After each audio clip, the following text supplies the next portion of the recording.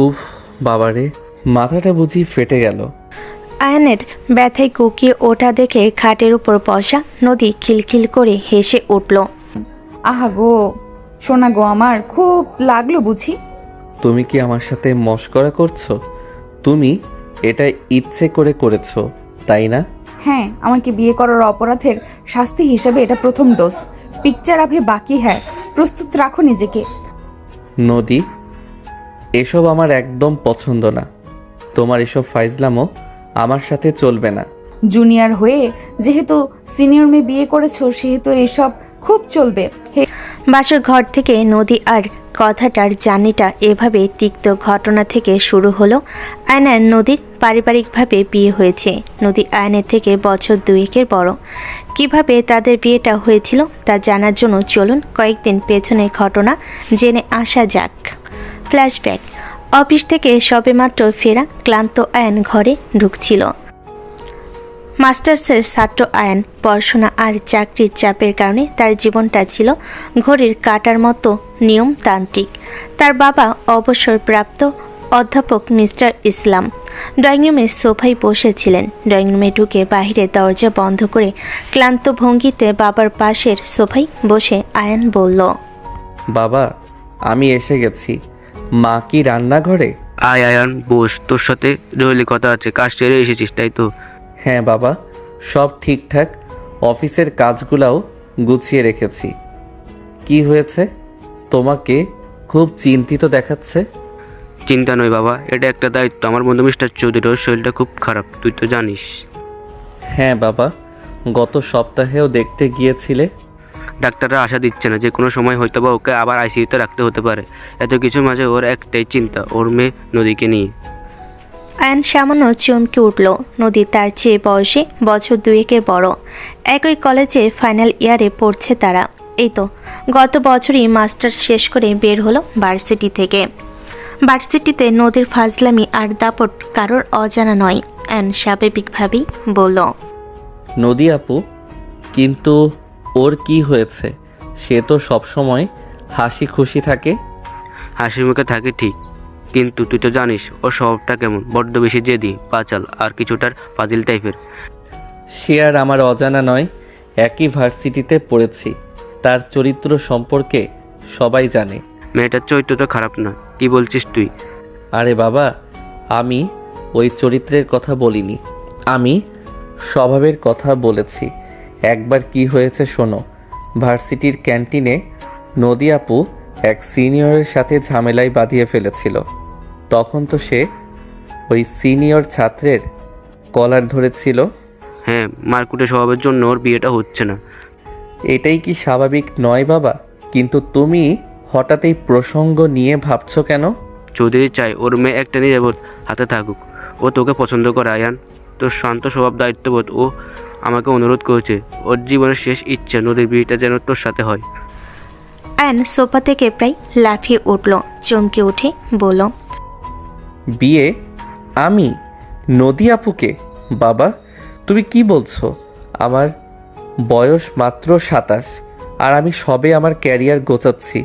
আর নদী আপু আমার থেকে 2 বছরের বড়, তার বয়স 29। আমি কি করে একটা বয়সে বড় সিনিয়র মেয়েকে বিয়ে করব? আমার বন্ধু বান্ধব, আত্মীয় স্বজনরা কি ভাববে? আমি সব জানি বাবা, বয়সের পার্থক্য, তোদের পড়াশোনা, কিন্তু আয়ান, তোকে ছাড়া আমার আর কার উপর ভরসা করবো? নদী মেয়ে হিসেবে খারাপ না বাবা, ওর মনটা ভালো, কিন্তু ওর জেদ আর বাচালতা ওর ক্ষতি করছে। তুই তোর ধৈর্য দিয়ে ওকে সামলাতে পারবি। আমি কেন সামলাতে যাব বাবা? এটা একটা পুরো জীবনের প্রশ্ন। একটা ফাজিল বাচাল টাইপের মেয়ের সাথে আমি কিভাবে সংসার করব? সে তো আমাকে এক মুহূর্তেও শান্তিতে থাকতে দেবে না। সে আমাকে পুরো জীবন টিচ করবে। সে আমাকে ছোট বাবু ডাকবে। তোর জীবন হয়তো কিছুটা সংঘাতপূর্ণ হবে আয়ান, কিন্তু এটা আমার বন্ধুর জন্য শেষ কর্তব্য। তুই রাজি হলে আমি চৌধুরীকে কথা দিতে পারি, সে শান্তিতে মরতে পারবে। তুই কি তোর বাবার মুখ রাখতে পারবি না? আয়নের বাবার কণ্ঠস্বরে স্পষ্ট আকুতি। বাবার অসহায় মুখের দিকে তাকিয়ে আয়ান কি বলবে বা কি সিদ্ধান্ত নেবে বুঝতে পারছিল না। বাবা তার উপর এত ভরসা করে একটা আবদার করেছে, কিন্তু এই আবদার আয়ানের জীবনের মোড় ঘুরিয়ে দিতে পারে, তার ভবিষ্যৎ অন্ধকার হয়ে যেতে পারে। আয়ন বাবার মুখের দিকে তাকালো। বাবার অসহায় মুখটা দেখে আয়নের ভেতরে দায়িত্ববোধ, যা তাকে সবসময় শান্ত ও কর্তব্যপরায়ণ রেখেছে, তা জেগে উঠল। দীর্ঘশ্বাস ফেলে চোখ বন্ধ করে সে আবার বাবাকে বলল, ঠিক আছে বাবা, যদি আপনি চান আপনার সম্মান রক্ষার্থে আমি রাজি, কিন্তু এটা কোনো সাধারণ বিয়ে হবে না, এটা একটা দায়িত্ব। কিন্তু আমি কিভাবে নদী আপুকে আমার বউ হিসেবে মেনে নেব তা জানি না। ধন্যবাদ বাবা, আমি জানতাম তুই পারবি। আমি এক্ষুনি চৌধুরীকে ফোন করছি। আমাদের কাল সকালে কাজে রাখতে হবে, দেরি করা যাবে না। আয়নের বাবা দ্রুত ফোন করতে গেলেন। আয়ন সেখানেই বসে রইল। তার সামনে ভাসছিল ভার্সিটির করিডোরে নদীর সেই বাচাল হাসি আর ঠোঁটের কোণে লেগে থাকা ফাজলামি সাপ। পরের দিন সকালে খুব তাড়াহুড়োই আয়ন আর নদীর বিয়ে সম্পন্ন হলো। পরিবেশটা গম্ভীর, শুধু নদীর মুখে একটা অদ্ভুত ফাজিল মার্কা হাসি। সে চাপা তীক্ষ্ণ স্বরে আয়নকে বলল, এই জুনিয়র এত নার্ভাস কেন? সিনিয়রকে বিয়ে করেছো বলে, নাকি আমাকে ভয় পাচ্ছো? নদীর খোঁচা মারা কথায় আয়ন শান্ত হয়ে বসে থাকতে চাইলো আর পারল না। সে নদীকে বলল, নদী আপু, দয়া করে চুপ থাকুন, এটা আমাদের জীবন, এটা আপনার ফাইজলামির জায়গা নয়। আপু, বাহ, এখন থেকে আমি শুধু তোমার সিনিয়র বউ, মনে থাকবে তো? আর আমার জীবনে সবটাই ফাজলামির জায়গা। ছোট বাবু, আমাকে বিয়ে করার অপরাধে তোমার শান্ত জীবনটা আমি আজ থেকে সিনিয়র স্টাইলে নিয়ন্ত্রণ করব আর পুরোপুরি অশান্ত করে তুলব। এবার তুমি বুঝবে কত ধানে কত চাল। নদীর কথাই আয়নের কপালে ভাঁজ পড়ল। কাজী সাহেব বিয়ে সম্পূর্ণ করে চলে গেছেন। টুকটাক আত্মীয় স্বজন যারা আছে একে অন্যের সাথে তাদের বিয়ে নিয়ে আলোচনা সমালোচনায় ব্যস্ত। আয়ন বুঝতে পারল তার জীবন এক চরম কমেডি ও সংঘাতের মুখোমুখি হতে চলেছে। তড়িঘড়ি করে বিয়ে সম্পন্ন হয়েছে। আয়ন তখনও নিজের স্বাভাবিক জীবন হারিয়ে ফেলার শোকে আর নতুন দায়িত্বের চাপ কাটিয়ে উঠতে পারেনি। সে ধীরে ধীরে ফুল দিয়ে সাজানো ঘরে প্রবেশ করতেই গল্পের শুরুর ঘটনাটা ঘটে গেল। নদী আয়নের স্ত্রী তখনও বিয়ের ভারী শাড়ি আর গহনায় সোফার এক কোণে বসেছিল। তার মুখে সেই ফাজিল হাসিটি এখনও লেগে আছে। সে আয়ন আসার আগেই আধো খোলা দরজার উপরে পানি সমেত একটা বালতি রেখে দিয়েছিল, যেন আয়ন ঘরে ঢুকতেই বালতির পানি আয়নের উপর পড়ে। আর ঘটনাও ঘটল তাই। নদীর সাথে বেশি তর্ক না করে আয়ন ওয়াশরুমে চলে গেল ভেজা কাপড় বদলে নিতে। ফিরে এসে সে নদীকে উদ্দেশ্য করে বলল, এমনটা তুমি না করলেও পারতে। যা করেছি বেশ করেছি। তাহলে তো আর কিছুই বলার নেই। যে নিজের অন্যায় চোখে দেখে না তাকে কিছু বলতেও চাই না। দয়া করে ফ্রেশ হয়ে শুয়ে পড়ুন, আর আমিও অনেক ক্লান্ত। সে কি এত তাড়াতাড়ি? আমি তো অপেক্ষা করছিলাম জুনিয়র। সিনিয়রদের ঘরে ঢোকার পর জুনিয়ররা প্রথমে এসে সালাম করে, তা ভুলে গেছো নাকি বাসর রাতের উত্তেজনা তোমাকে আমাদের ভার্সিটির শৃঙ্খলা ভুলিয়ে দিয়েছে? দয়া করে ফাইজলামি করো না নদী, এটা কোনো কলেজের র্যাগিং সেশন নয়, এটা আমাদের জীবন। আর হ্যাঁ, আমি তোমার জুনিয়র হতে পারি, কিন্তু এখন আমরা স্বামী স্ত্রী। স্বামী স্ত্রী? ও, আমি তো ভুলেই গেছিলাম। আচ্ছা বলো তো, এই ঘরে তোমার স্ট্যাটাস কি আর আমার স্ট্যাটাস কি? আমি তো তোমার সিনিয়র, বয়সে বড়, পড়াশোনায় সিনিয়র, এখন সম্পর্কের দিক থেকেও সিনিয়র। আমার পদবি হবে সুপ্রিম সিনিয়র বউ। নদী উঠে আয়নের দিকে এগিয়ে এলো। তার চোখে ছিল চ্যালেঞ্জ। সে আয়নের চোখে চোখ রেখে বলল, শোনো মিস্টার আয়ান, তোমার সাথে আমার বিয়ে হয়েছে ঠিকই, কিন্তু তুমি আমার ব্যক্তিগত জীবনে কোনো পরিবর্তন আনতে পারবে না। তুমি তোমার শান্ত গোছানো জীবন নিয়ে বাঁচো, আমি আমার ফাজিল জীবন নিয়ে বাঁচবো। আর হ্যাঁ, বাসরাতে রোম্যান্স করার কোনো প্ল্যান আমার নেই। ঠিক আছে, আমি জানি এই বিয়েটা স্বাভাবিক নয়, আমি তোমার স্বাধীনতা বা স্বভাবে হস্তক্ষেপ করব না, কিন্তু তুমি এভাবে আমাকে টিচ করা বন্ধ করো। আমরা কি অন্তত স্বাভাবিকভাবে কথা বলতে পারি?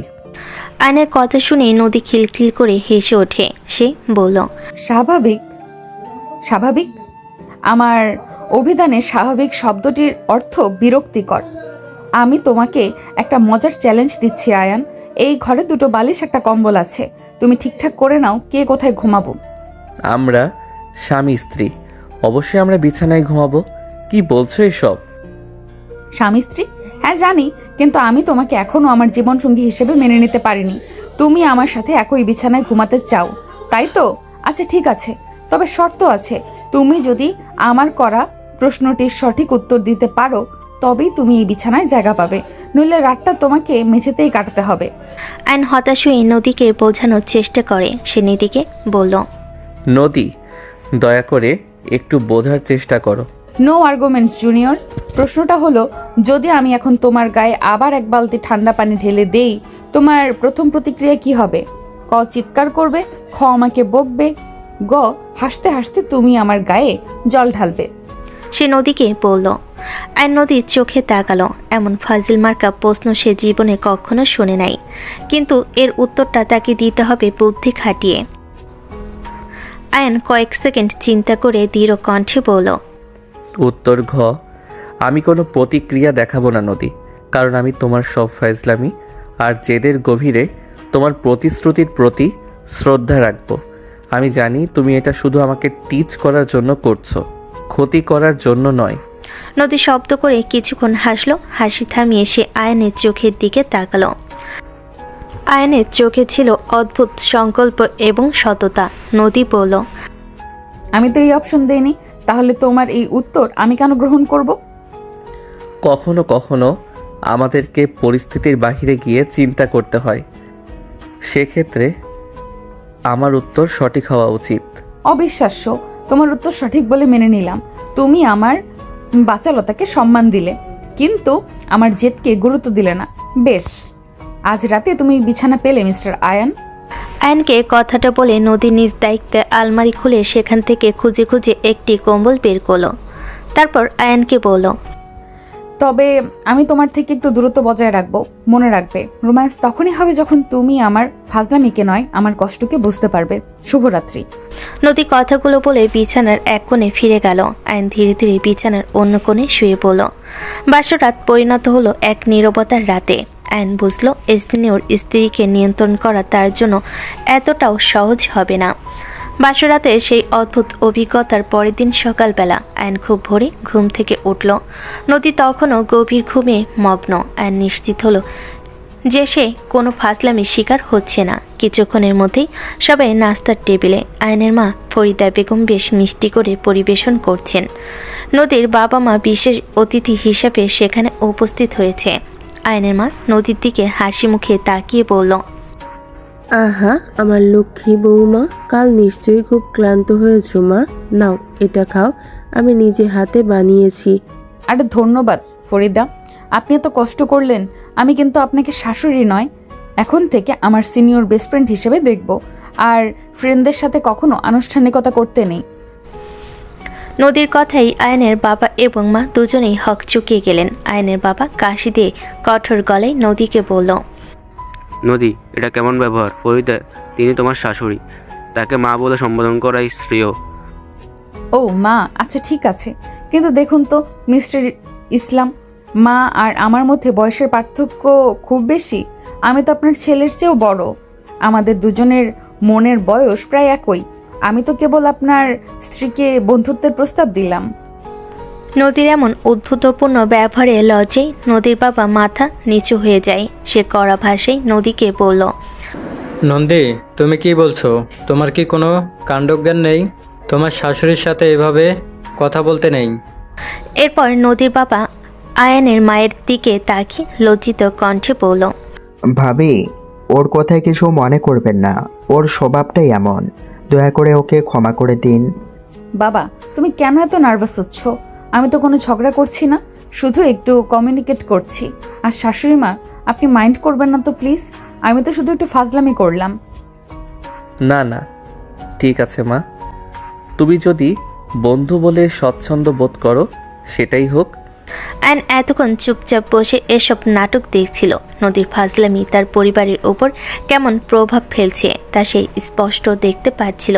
সে নিচু স্বরে নদীকে বলল, নদী, তুমি কি ভুলে গেছো তোমার বাবা অসুস্থ? দয়া করে অন্তত আজ একটু স্বাভাবিক থাকো, তার মান সম্মান এভাবে নষ্ট করো না। দেখো তো আমার জুনিয়র স্বামীটা কি সিরিয়াস হয়ে গেছে। আরে আমার বাবা সুস্থ হবেন, চিন্তা নেই। আর আমি ফাজলামি কেন ছাড়বো? ফাজলামি তো আমার প্রতিবাদের ভাষা আয়ান, এই অনাকাঙ্ক্ষিত বিয়ের প্রতিবাদ। তোমার কি মনে হয় তুমি আমার চেয়ে বয়সে ছোট হয়েও আমার জীবনটাকে হুট করে বদলে দেবে? আমি তোমার জীবন বদলে দিতে চাই না নদী, আমি শুধু শান্তিতে থাকতে চাই। আর হ্যাঁ, আমি তোমার জুনিয়র স্বামী, কিন্তু এই বাড়িতে আপনার ফাইজলামি সীমা টানার দায়িত্ব আমার। সীমা? তুমি আমার ফাজলামির সীমা টানবে? তুমি তো তোমার পড়াশোনা আর কাজ নিয়েই ব্যস্ত থাকো। তবে হ্যাঁ, এখন থেকে আমার সব কাজ তুমি করে দিবে। আমার ফোন চার্জ, আমার কাপড় গোছানো, এটাই তো স্বামীর কর্তব্য, তাই না? নদী থামো, এভাবে আয়ানকে বিরক্ত করো না। ও এত সকালে অফিসে যায়, তারপর আবার ভার্সিটিতে ক্লাস। অফিস? ও, আমি তো ভুলেই গেছিলাম। মিস্টার আয়ান, তুমি এত সকালে যাচ্ছ কেন? চলো আজ দুজন একসাথে যাই। তোমার সিনিয়রকে সাথে নিয়ে গেলে তোমার কত সম্মান বাড়বে। দয়া করে আর নয় নদী, আমি তোমার সাথে কোথাও যাচ্ছি না। তুমি তোমার মতোই চলো, আমি আমার কাজ করি। আইন দ্রুত নাস্তা শেষ করে ঘর থেকে বেরিয়ে গেল। নদী আর আয়নের এই বাকবিতণ্ডায় নদীর বাবার আর বুঝতে ভুল হলো না যে তিনি আয়নের কত বড় ক্ষতি করে ফেলেছেন নদীকে আয়নের কাছে বিয়ে দিয়ে। তিনি আয়নের বাবাকে উদ্দেশ্য করে বলল, ইসলাম, আমি খুবই লজ্জিত। আমার মেয়ের এই স্বভাব। আমি তো ওকে জোর করে বিয়ে দিয়ে তোমার ছেলের জীবনটা নষ্ট করে দিলাম। বাবা তুমি চুপ করো তো। আমার জীবন নষ্ট হয়নি। জীবনে একটু দুষ্টুমি ফাজলামি করা দোষের কিছু না। আর আমার স্বামী, সে এতই শান্ত যে তার আমার মতো একটা ফাজিল মেয়েই দরকার, নইলে জীবনটা খুব বোরিং হয়ে যেত। নদীর কথায় সবাই আবার চুপ। আইনের মা বুঝতে পারলেন এই মেয়েকে সহজে বাগিয়ে আনা যাবে না। আইন তড়িঘড়ি করে অফিসের উদ্দেশ্যে বেরিয়ে যাওয়ার পর নদী তার ফাজিল স্বভাবের আসল খেলা শুরু করলো। নদীর সামনে তখন তার শাশুড়ি মা এবং দেবর রাফি। রাফি এবার কলেজে পড়ে। সে নদীর ফাজলামি সম্পর্কে আগে থেকেই ওয়াকিবহাল, তাই সে সতর্ক ছিল। নদী রাফির দিকে তাকিয়ে কৌতুক ভরা হাসি হেসে বলল, এই যে ছোট দেবর, তোমার নাম যেন কি? রাফি? বাহ, সুন্দর নাম। এখন থেকে তুমি আমাকে ভাবি নয়, সিনিয়র আপু বলে ডাকবে, কারণ আমি তোমার ভাইয়ের চেয়েও সিনিয়র, তাই তোমারও সিনিয়র। কিন্তু কিন্তু আপু, আপনি তো আমার ভাবি, আর ভাবিকে তো ভাবি ডাকাই উচিত। ধুর বাবা, এত কঠিন নিয়মে থাকলে জীবনটা বোরিং হয়ে যাবে। আচ্ছা ঠিক আছে, তুমি আমাকে ভাবি আপু ডাকো। আর হ্যাঁ, তোমার ভাইয়ের সব ছোটবেলার দুষ্টুমি আর প্রেমের টেমের গল্প আমার কাছে ফাঁস করতে হবে, নইলে কিন্তু তোমার সিনিয়র বউ তোমার সব গোপন পিন পাসওয়ার্ড ফাঁস করে দেবে। আহা নদী, কি যে বলছো? কেন ওকে ভয় দেখাচ্ছ? নদী আয়নের মায়ের দিকে ঘুরে আবার তাকায় আর বলে, আরে বন্ধু, আপনি বোঝেন না কেন? সব জুনিয়রকে একটু ভয় না দেখালে সিনিয়রদের প্রতি তাদের শ্রদ্ধা আসে না। আর রাফি, তুমি এখন কলেজের ক্যাপ্টেনশিপের জন্য চেষ্টা করছো না? আমি কিন্তু তোমার জন্য তোমার কলেজের প্রিন্সিপালকে একটা চিঠি লিখে দিতে পারি। তাতে লেখা থাকবে আমার দেবর খুব মেধাবী, কিন্তু ফাজলামিতে আমার চেয়ে জুনিয়র।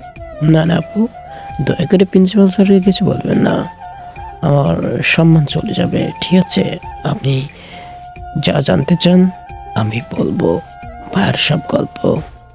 নদী বিজয়ের হাসি হাসলো। তারপর নদী গেল রান্নাঘরের দিকে। আইনের মা তখন রান্নার প্রস্তুতি নিচ্ছিলেন। কি রান্না হচ্ছে বন্ধু? আমি তো শুনেছি আপনার হাতের রান্না নাকি অমৃত। আজ মাছের ঝোল আর গরম ভাত রান্না করব মা, তুমি বসো, আমি সব গুছিয়ে নিচ্ছি। মাছের ঝোল? ও, এটা তো খুব কমন। শুনুন বন্ধু, আমার একটা সুপার ডুপার আইডিয়া আছে। চলুন আজ আমরা একটা ফিউশন ফুড চ্যালেঞ্জ করি। Fusion food? সে আবার কি মা? আরে মানে, আমরা মাছের ঝোলে একটা ইতালিয়ান স্বাদ মেশাবো। ধরুন মাছের মধ্যে একটু চিজ আর উপরে সস দিয়ে একটা নতুন ডিশ তৈরি করব। এর নাম হবে বাঙালি সিনিয়র ফিশ কারি। কেমন হয়? ও মা, সে কি বলিস? মাছের ঝোলে চিজ? লোকে শুনলে কি বলবে? আর আয়ান, ও তো এসব অদ্ভুত খাবার একদম পছন্দ করে না। আয়নের কথা বলছেন? আয়ন তো জুনিয়র। আয়নদের ডায়েট সবসময় সিনিয়রদের হাতে থাকা উচিত। জুনিয়রদের ডায়েট সবসময় সিনিয়রদের হাতে থাকা উচিত। আপনি কেন এত চিন্তা করছেন বন্ধু? সাহস রাখুন। চলুন আজ আমরা আমাদের রান্নাঘরে এই রুটিনটাকে একটু অ্যাডভেঞ্চার বানাই।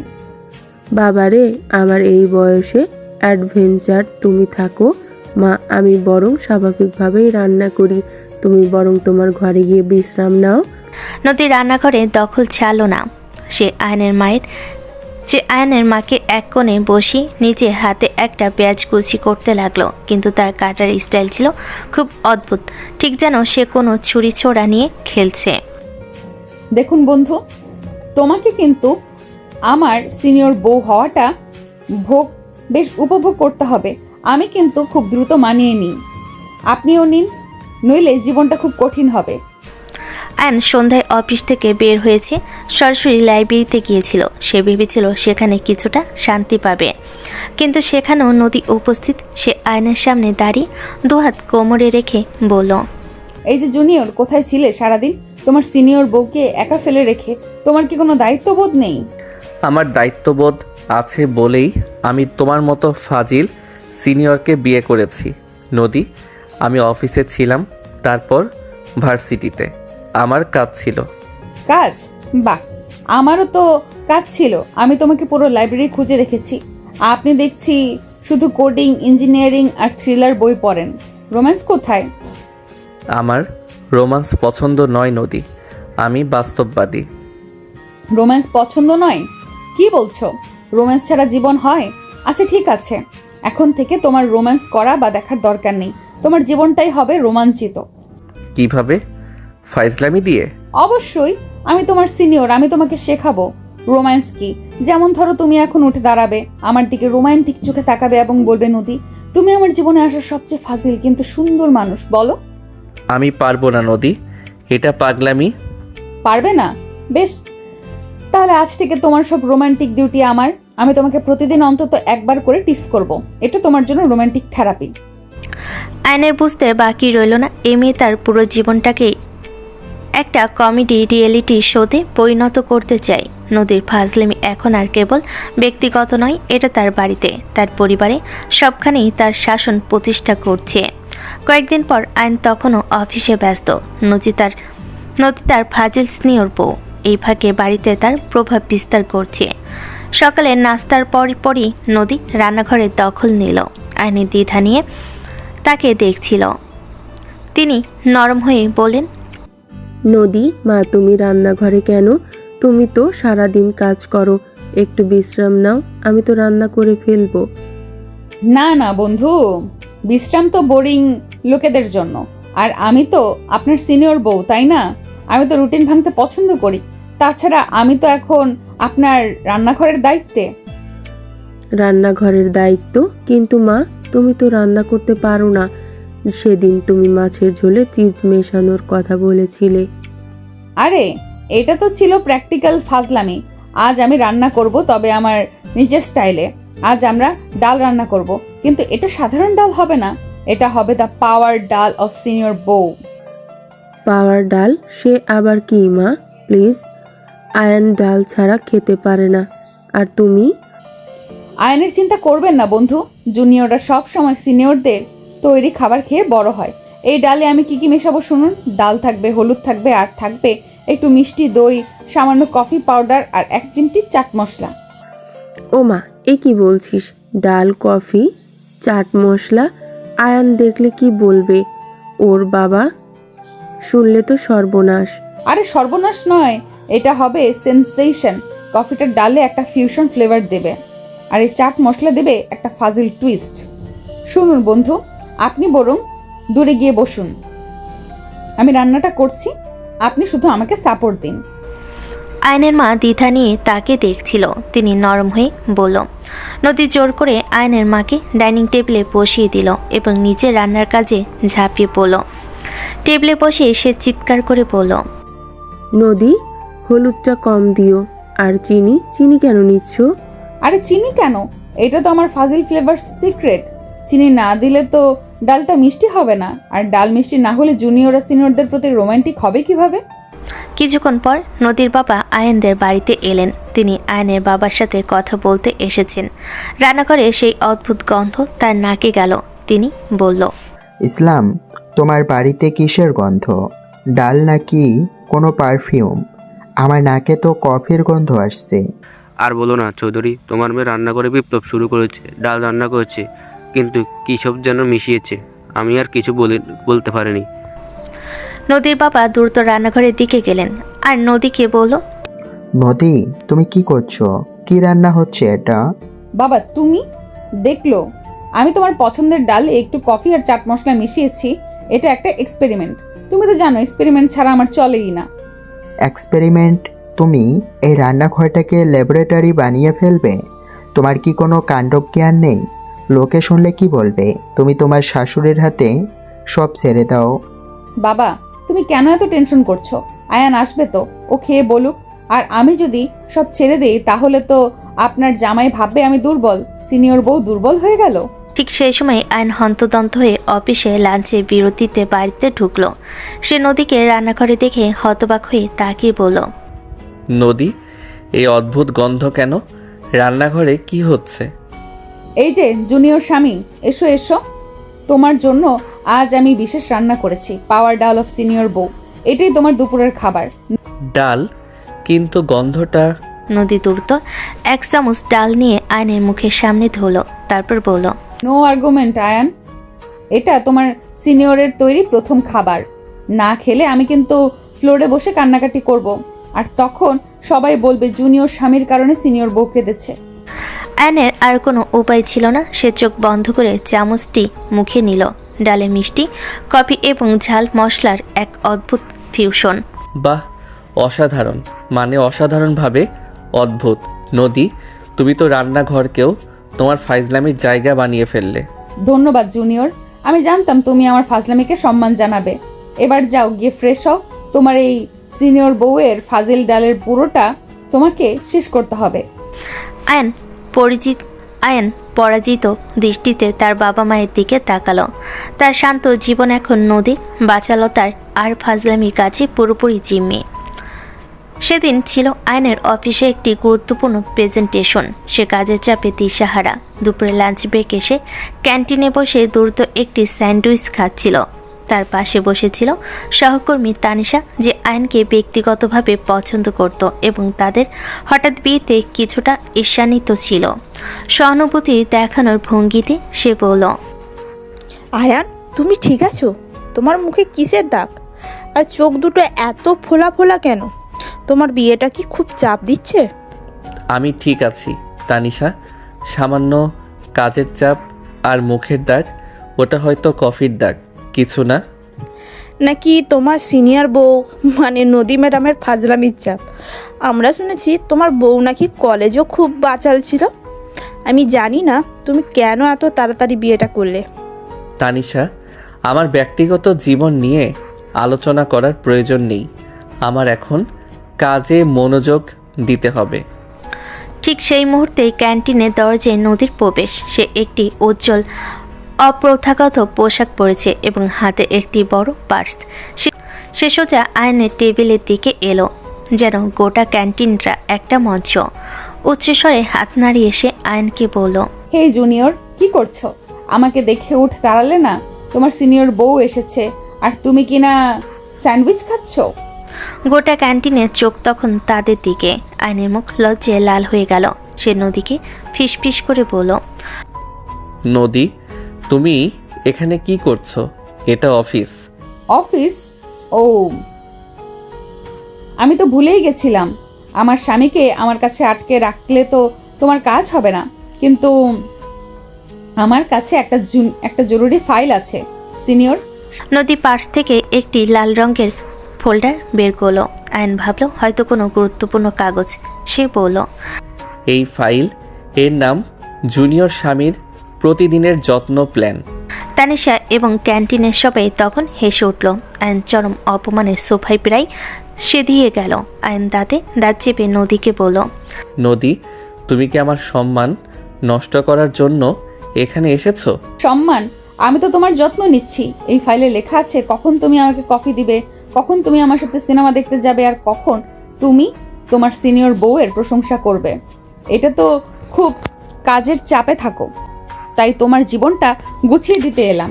তানিশা এবার সুযোগ পেল। সে হাসি চেপে কটাক্ষ করে বলল, নদী ম্যাডাম, আপনি আপনার স্বামীর অফিসিয়াল কাজে কেন হস্তক্ষেপ করছেন? আয়ান, একটা বড় প্রজেক্ট আছে, আর আপনি এভাবে এসে যদি... ও, আপনি কে? Junior colleague? আপনি কেন এত চিন্তা করছেন? দেখুন, আপনার জুনিয়র স্বামীটা ঠিকমতো ঘুমাচ্ছে না, ওর চোখের নিচে কালি পড়েছে। আমার স্বামী আমাকে সব বলেছে যে কেউ একজন তাকে অতিরিক্ত কাজ দিয়ে চাপে রাখছে। তানিশার মুখ বিপন্ন হয়ে গেল। সে বুঝল নদী শুধু বাচাল নয়, সে খুব দ্রুত আক্রমণাত্মক হতে পারে। নদী তানিশার হাতে থাকা ফাইলটি সরিয়ে আয়নকে উদ্দেশ্য করে বলল, শোনো আয়ান, আমার কোনো চিন্তা নেই। আমি জানি তুমি আমার কাজ খুব ভালো বোঝো, কিন্তু আজ থেকে আমি তোমাকে কাজের পর আর কোনো ডিনার বানাতে দেব না। তুমি তোমার সিনিয়র বউয়ের সাথে বাইরে যাবে, এটাই তোমার ডিউটি প্ল্যান। নদী আয়নের হাত ধরে তাকে টেনে তুলল আর তারপর আবার বলল, আর হ্যাঁ জুনিয়র, তোমার বন্ধুরা যারা আমাকে নিয়ে হাসি ঠাট্টা করে তাদের বলবে আমার ফাজলামি শুধু আমার স্বামীর জন্য, অন্যের জন্য আমি কিন্তু গুন্ডি সিনিয়র। নদী আয়নকে টেনে ক্যান্টিন থেকে বের করে নিয়ে গেল। আয়ন যাওয়ার সময় অসহায় চোখে তানিশার দিকে তাকালো।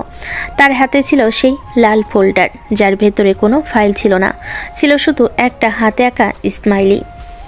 আয়নের কর্মক্ষেত্রে তার ব্যক্তিগত জীবনের এই অদ্ভুত কমেডি সম্পূর্ণভাবে প্রকাশ হয়ে গেল। তার সহকর্মীরা হাসল। নদী পরিষ্কার বুঝিয়ে দিল আয়নের জীবন এখন তার নিয়ন্ত্রণে। এক সপ্তাহ পর, বিয়ের পর নদীর ইচ্ছে হয়েছে পরিবারের একটি অফিসিয়াল ছবি তুলে ড্রয়িং রুমে টাঙ্গানো হবে। এই উপলক্ষে ফটোগ্রাফার ডাকা হয়েছে। আয়নের বাবা মা এবং রাফি সবে সেজেগুজে প্রস্তুত। নদী নিজেই পুরো অনুষ্ঠানের পরিচালক। হাতে একটি বাঁশি নিয়ে তা বাজিয়ে সে বলল, এই যে ফ্যামিলি মেম্বার্স, দ্রুত পোস্ট দিন। ফটোগ্রাফার সাহেব, আপনি রেডি? এটা কোনো সাধারণ ছবি নয়, এটা আমাদের সিনিয়র বউ শাসিত ফাজিল পরিবার এর প্রথম প্রমাণ। নদী, মা বাঁশি বাজাচ্ছ কেন? আর ফাজিল পরিবার কিসের নাম? আমরা একটা সুন্দর পারিবারিক ছবি তুলতে চাই।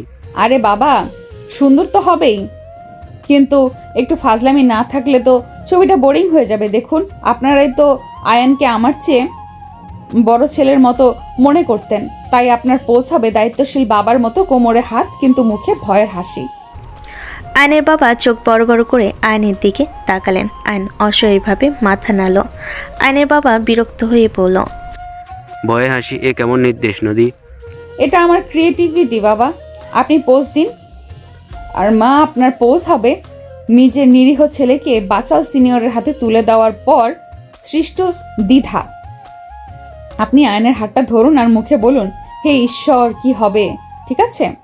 নদীর কথায় আয়নের মা হেসে ফেল। সে বলল, ও মা, তোর যা মনে আসে ঠিক আছে, আমি করছি। নদী তখন আয়নের ছোট ভাই রাফির দিকে ফিরল, বলল, আর এই যে রাফি, তুমি তো তোমার ভাইয়ের সব গোপন কথা আমার কাছে ফাঁস করেছো, তাই না? তোমার পোস্ট হবে ফাজিল সিনিয়র বউয়ের জিম্মি হওয়া ছোট দেবর। তুমি মেঝেতে বসে তোমার ভাইয়ের পায়ের কাছে লুকানোর চেষ্টা করবে। ভাইয়ের সব গল্প বলবো না আপু, মেঝেতে কেন? আমার সব বন্ধু এই ছবি দেখলে আমাকে টিচ করবে। আমি তো কলেজে ক্যাপ্টেন। ক্যাপ্টেন? এই ছবিটায় তোমার ক্যাপ্টেন্সি প্রমাণ করবে। ফাজিল সিনিয়র বউকে কেউ ভয় না দেখালে ক্যাপ্টেনশিপ মেলে না। পোজ দাও রাফি, নইলে আমি কিন্তু তোমার কলেজের নোটিশ বোর্ডে এই ছবি টানানোর ব্যবস্থা করব। রাফি বাধ্য হয়ে মেঝেতে লুকিয়ে বসার চেষ্টা করলো। এরপর নদীর চোখ গেল আয়নের দিকে। নদী আয়নকে বলল, আর আমার জুনিয়র স্বামী, তোমার পোস্টটা হবে সবচেয়ে কঠিন। তুমি আমার চেয়ে বয়সে ছোট, তাই তোমার মুখে থাকবে সিনিয়র বউয়ের ফাজলামি সহ্য করা সত্ত্বেও নীরব প্রেম। তুমি আমার দিকে তাকাবে, মুখে হাসি থাকবে, কিন্তু তোমার চোখ বলবে, দয়া করে থামো সিনিয়র। নদী, তুমি কি আমাকে পুরোপুরি পাগল বানিয়ে ছাড়বে? আমি আমার ক্যারিয়ারে এত কঠিন প্রেজেন্টেশন দেইনি। এটাই তোমার চ্যালেঞ্জ আয়ান। রোম্যান্স সবসময় সহজ হয় না। এবার আমার পালা। আমার পোজ হবে ফাজিল সিনিয়র বউ, যে জুনিয়র স্বামীকে নিয়ে পুরো পরিবারকে নিয়ন্ত্রণ করছে। নদী কোমরে হাত রেখে চোখে দুষ্টামি নিয়ে দাঁড়িয়ে গেল। ফটোগ্রাফার একের পর এক ছবি তুলতে শুরু করলো। পুরো পরিবার অদ্ভুত কমেডিপূর্ণ পোজ দিতে বাধ্য হয়ে হাসছিল। আয়নের বাবা ক্যামেরার দিকে তাকিয়ে দাঁতে দাঁত চেপে বলল, আয়ানের মা, এই ছবি যদি আমার অফিসে কেউ দেখে? আহা, এখন তো তোমাকেও ফাজলামি করতে শিখতে হবে। নদী এক মুহূর্ত চুপ করে গেল, তারপর বলল, আচ্ছা ঠিক আছে, এখন একটা সিনিয়র পোস্ট হবে, সবাই একসাথে দাঁড়ায়। কিন্তু আয়ান, তোমাকে আমার একটা কথা বলতে হবে এক্ষুনি। কি বলতে হবে? আমার ফাজিল সিনিয়র বউ আমার জীবনের শ্রেষ্ঠ অ্যাডভেঞ্চার। না বলে কিন্তু তোমার সব অফিসের ফাইল আমি কফি দিয়ে নষ্ট করে দেব। আয়ন পরাজিত দৃষ্টিতে তার বাবার দিকে তাকালো। আয়নের বাবা শুধু কাঁধ ঝাঁকালেন। আয়ন গভীর নিঃশ্বাস নিয়ে নদীর চোখের দিকে তাকিয়ে বলল, নদী, তুমি সত্যি আমার জীবনের শ্রেষ্ঠ অ্যাডভেঞ্চার। তুমি আমার বোরিং জীবনে রঙের বন্যা এনেছো। সন্তুষ্ট? এখন ছবি তোলো। নদীর চোখে তখন এক ঝলক সত্যিকারের আবেগ দেখা গেল। ফাজলামির আড়ালে সে কেবল আয়নের নিঃস্বার্থ স্বীকারোক্তি চাচ্ছিল। সে আয়নকে শক্ত করে জড়িয়ে ধরে ফিসফিস করে বলল, ধন্যবাদ জুনিয়র স্বামী। এখন ছবি তোলো। এটাই হবে আমাদের পরিবারের সত্যিকারের ছবি। এই ফাজিল ফটোশ্যুটটি ছিল আয়নদের পরিবারের জন্য একটি মজার স্মৃতি, যা প্রমাণ করে যে নদীর বাচালতা এখন পারিবারিক ভালোবাসার অংশ। একদিন সন্ধ্যায় আয়নদের বাড়ির পিছনের বাগানে নদী তার দেবর রাফিকে তার ফাজলামির প্রধান লক্ষ্যবস্তু করেছে। রাফি চেষ্টা করছে নদীর কাছ থেকে দূরে থাকতে, কিন্তু পারছে না। নদী তাকে জরুরি কথা আছে বলে বাগানে ডেকেছে। রাফি ভীতু কণ্ঠে নদীকে বলল, ভাবি আপু, আপনি আমাকে জরুরি কেন রেখেছেন? আমার তো কলেজের একটা কাজ আছে, প্লিজ আমাকে তাড়াতাড়ি যেতে দিন। নদী একটি বেতের চেয়ার টেনে নিয়ে তাতে বসে কৌতুক কৃতিত্বপূর্ণ ভঙ্গিতে বলল, আরে এত তাড়াহুড়ো কেন জুনিয়র দেবর? বসো তো। সিনিয়রদের সাথে কথা বলার সময় এত অস্থির হতে নেই। আমি তোমাকে একটা অফিসিয়াল অ্যাসেসমেন্ট দেব। Official assignment? কি সেটা? শোনো, তোমার ভাই আমার জুনিয়র স্বামী। সে আজকাল অতিরিক্ত শান্ত হয়ে যাচ্ছে। সে আমাকে বেশি দুষ্টুমি করার সুযোগ দিচ্ছে না। আমি ভয় পাচ্ছি সে আবার সেই পুরনো বোরিং অয়নে পরিণত হচ্ছে। তাই তোমার কাজ হলো তোমার ভাইয়ের সব পুরনো ছবি এর ফাইল আমাকে সরবরাহ করা। প্রেমের ফাইল? মানে ভাইয়ের তো কোনো প্রেম টেম ছিল না। সে তো সারাক্ষণ পড়াশোনার কাজ নিয়েই থাকতো। আপনি ভুল শুনছেন ভাবি আপু। মিথ্যে কথা বলবে না রাফি। আমি নিশ্চিত এত শান্ত মানুষের ভেতরে নিশ্চয়ই কোনো আগুন লুকিয়ে আছে। যেমন ধরো কলেজে কোনো ম্যাডামকে পছন্দ করতো, লুকিয়ে কোনো মেয়েকে কফি খাওয়াতো। না না আপু, সত্যি বলছি, ভাইয়া ওইসব করতো না। শুধু একবার কলেজে একটা মেয়ে তাকে একটা প্রেমের চিঠি দিয়েছিল। চিঠি? বাহ, সেটাই চাই। চিঠিটা কোথায়? সে কি সেই চিঠিটা এখনো লুকিয়ে রেখেছে? আমি ঠিক জানি না ভাবি আপু, তবে মনে হয় সে তার লকার রুমের পুরনো বইয়ের মধ্যে লুকিয়ে রেখেছিল, কিন্তু সেটা তো অনেক আগের কথা। অতীতের ফাজলামি তো সবচেয়ে মিষ্টি হয়। তোমার অ্যাসাইনমেন্ট হলো সেই চিঠিটা খুঁজে বের করা এবং আমাকে দেওয়া। নইলে আমি তোমার নতুন কলেজের ক্রাশ রিমার কাছে একটা বেনামি চিঠি লিখে দিব।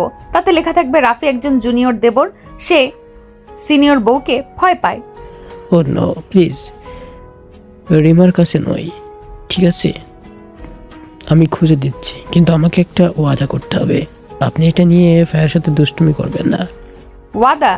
আমি তো একজন সিনিয়র বউ। সিনিয়রদের ওয়াদা সবসময় শর্ত সাপেক্ষ হয়। আমি চিঠিটা নিয়ে একটু ফাজলামি করব, কিন্তু তোমার ভাইকে কষ্ট দেব না। এখন যাও, তোমার সিনিয়র ভাবির আদেশ পালন করো। রাফি দ্রুত চলে গেল। নদী তখন আরাম করে বাগানে বসে রইল। কিছুক্ষণের মধ্যেই রাফি একটি পুরনো ভাঁজ করা কাগজ নিয়ে হাঁপাতে হাঁপাতে ফিরে এলো। চিঠিটা নদীর হাতে দিয়ে বলল, এই নিন ভাবি আপু, চিঠি। খুব সাবধানে লুকিয়ে রেখেছিলাম ভাইয়া। নদী আগ্রহ নিয়ে চিঠিটা খুলল। চিঠিটা আসলে ছিল একটা ধন্যবাদ পত্র, যেখানে মেয়েটি আয়নকে তার নোটস দিয়ে সাহায্য করার জন্য ধন্যবাদ জানিয়েছিল এবং তাকে সবচেয়ে দায়িত্বশীল মানুষ বলে সম্বোধন করেছিল। প্রেম বা রোমাঞ্চের কোনো চিহ্ন ছিল না। নদী চিঠি পড়ে হতাশ হয়ে বলল, কি? এটা তো একটা ধন্যবাদ পত্র, কোনো রোম্যান্স নেই। সবচেয়ে দায়িত্বশীল মানুষ? ধুর বাবা, আয়ন তো দেখছি আমার চেয়েও বেশি বোরিং ছিল। আমি তো এটাই বলছিলাম ভাবি আপু, আমার ভাইয়া বোরিং। এখন আমি যেতে পারি? না, যেতে পারো না। দেখো, এই চিঠিটা একটা বড় ফাজলামি লুকিয়ে আছে। একটা মেয়ে আয়নকে দায়িত্বশীল মানুষ বলেছে, যা আয়নের সবচেয়ে বড় দুর্বলতা। আমি এখন আয়নের এটা দিয়ে টিস করব। আপনি চলুন আমার সাথে। আবার কেন? প্লিজ আমাকে মুক্তি দিন। মুক্তি নেই।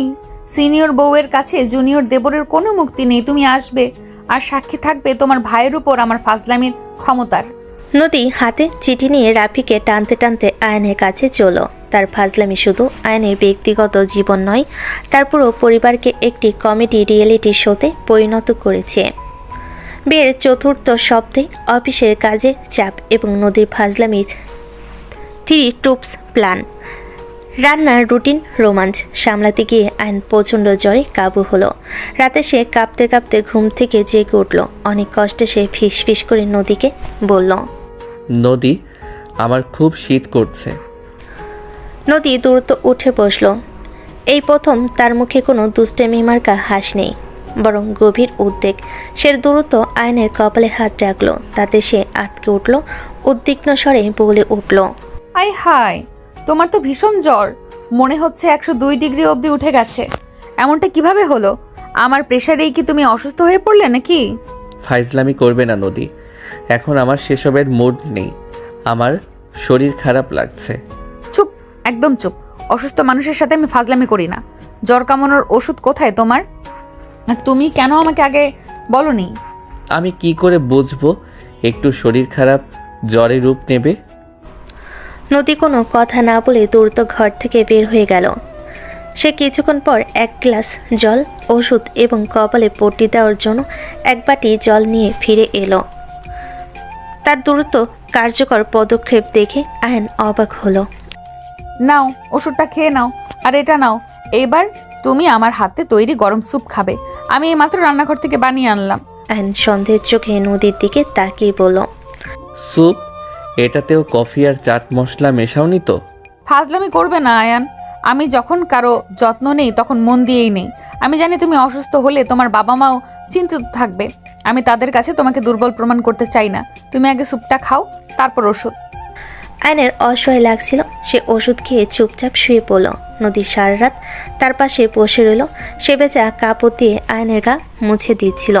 আয়ন ফিস করে নদীকে বলল, নদী, তুমি ঘুমিয়ে পড়ো, আমার এখন একটু ভালো লাগছে। আমি তো ঘুমিয়েছি আয়ান, এই যে দেখো তোমার পাশে বসে তোমার যত্ন নিচ্ছি। কিন্তু রাতে শোয়ার পর আমি সাথে সাথেই ঘুমিয়ে পড়েছিলাম, তাতেই আমার ঘুম হয়ে গেছে। তুমি আমাকে কি ভাবো বলো তো? আমি কেবল ফাজলামি করতে জানি? আমার কি কারো যত্ন নিতে ভালো লাগে না? তুমি কেন সব সময় এমন ফাজিল মার্কা খোলস পড়ে থাকো? তোমার ভেতরে এত মমতা লুকিয়ে আছে, অথচ তুমি সব সময় একটা বাচাল মুখোশ পরে থাকো। নদী হঠাৎ গম্ভীর হয়ে গেল। সে আয়নের কপালে ভেজা কাপড়টি রেখে দীর্ঘশ্বাস পেল, তারপর বলল, মুখোশ? হ্যাঁ, হতে পারে। শোনো আয়ান, আমার জীবনে একটা সময় ছিল যখন আমি একজনকে খুব বিশ্বাস করেছিলাম। আমি তাকে আমার সব থেকে নরম দিকটা দেখিয়েছিলাম। আমি সব ফাজলামি ছেড়ে তার জন্য শান্ত হওয়ার চেষ্টা করেছিলাম, কিন্তু সে আমাকে ছেড়ে চলে গেল। কারণ কি জানেন? সে বলেছিল, নদী তুমি খুব ভালো, কিন্তু তুমি আমার জন্য খুব সহজ। তোমার এই শান্ত রূপটা আমাকে টানে না। সে আমাকে আমার ফাজলামির জন্যই ভালোবাসেনি। আয়নের চোখ দুটো বড় হয়ে গেল। নদীর এই নীরব স্বীকারোক্তি তার কাছে সম্পূর্ণ অপ্রত্যাশিত ছিল। আবার কিছুক্ষণ নীরব থেকে আবার বলল, এরপর থেকে আমি প্রতিজ্ঞা করেছিলাম আর কোনো দিন কাউকে আমার এই দুর্বলতা, নরম দিকটা দেখাবো না। আমার এই ফাজলামি, আমার বাচালতা, এটাই আমার বর্ম। আমার এই বর্ম দেখলে কেউ আমার কাছে আসার সাহস করবে না, আর আমাকে ছেড়ে যাওয়ার সুযোগ পাবে না। আয়ন তার দুর্বল হাতে নদীর হাতটা ধরে বলল, নদী, আমি দুঃখিত। আমি জানতাম না তোমার এমন একটা অতীত আছে, কিন্তু আমি তো তোমার পাশে আছি। আমি তো তোমাকে ছেড়ে যাইনি। আমি তোমার এই বাচালতাকেও সম্মান দেই। নদী তাড়াতাড়ি চোখ মুছে আবার নিজের মুখে সামান্য ফাজলামি ছোঁয়া এনে আয়নকে বলল, শ্রদ্ধা? বাহ, আমার জুনিয়র স্বামী তো দেখছি এক রাতে অনেক রোমান্টিক হয়ে গেল। আচ্ছা ঠিক আছে, আমার অতীত নিয়ে আর একটাও কথা নয়। তোমার জ্বর এখন কিছুটা কমেছে, তাই আবার ফাজলামি শুরু করতে পারি। না নদী, প্লিজ, আজ আর নয়। আমি তোমাকে বিশ্বাস করি। তোমার ভেতরে যে মমতা দেখেছি সেটা আসল। তুমি আর নিজেকে এভাবে কষ্ট দিও না। নদী আয়নের হাত নিজের হাতের উপর থেকে সরালো না। সে বলল, আমি নিজেকে কষ্ট দেই না আয়ান, আমি নিজেকে রক্ষা করি। আর হ্যাঁ, তুমি আমার কাছে দুর্বল হয়ে পড়লে চলবে না। আমি চাই তুমি শক্তিশালী থাকো, কারণ আমি চাই না তুমিও আমাকে ছেড়ে চলে যাও। এই কথা বলার জন্য আমি কিন্তু তোমাকে আগামীকাল অনেক বিরক্ত করব, কারণ সিনিয়ররা সহজে সিরিয়াস হয় না। আয়নের বুঝতে বাকি রইল না নদীর এই বাচালতা আসলে তার গভীর ভালোবাসার একটি অদ্ভুত বহিঃপ্রকাশ। সে অসুস্থতার মধ্যেও এই প্রথম তার সিনিয়র বউয়ের প্রতি এক গভীর সংবেদনশীল আবেগ অনুভব করল। তাদের সম্পর্ক এই রাতেই এক নতুন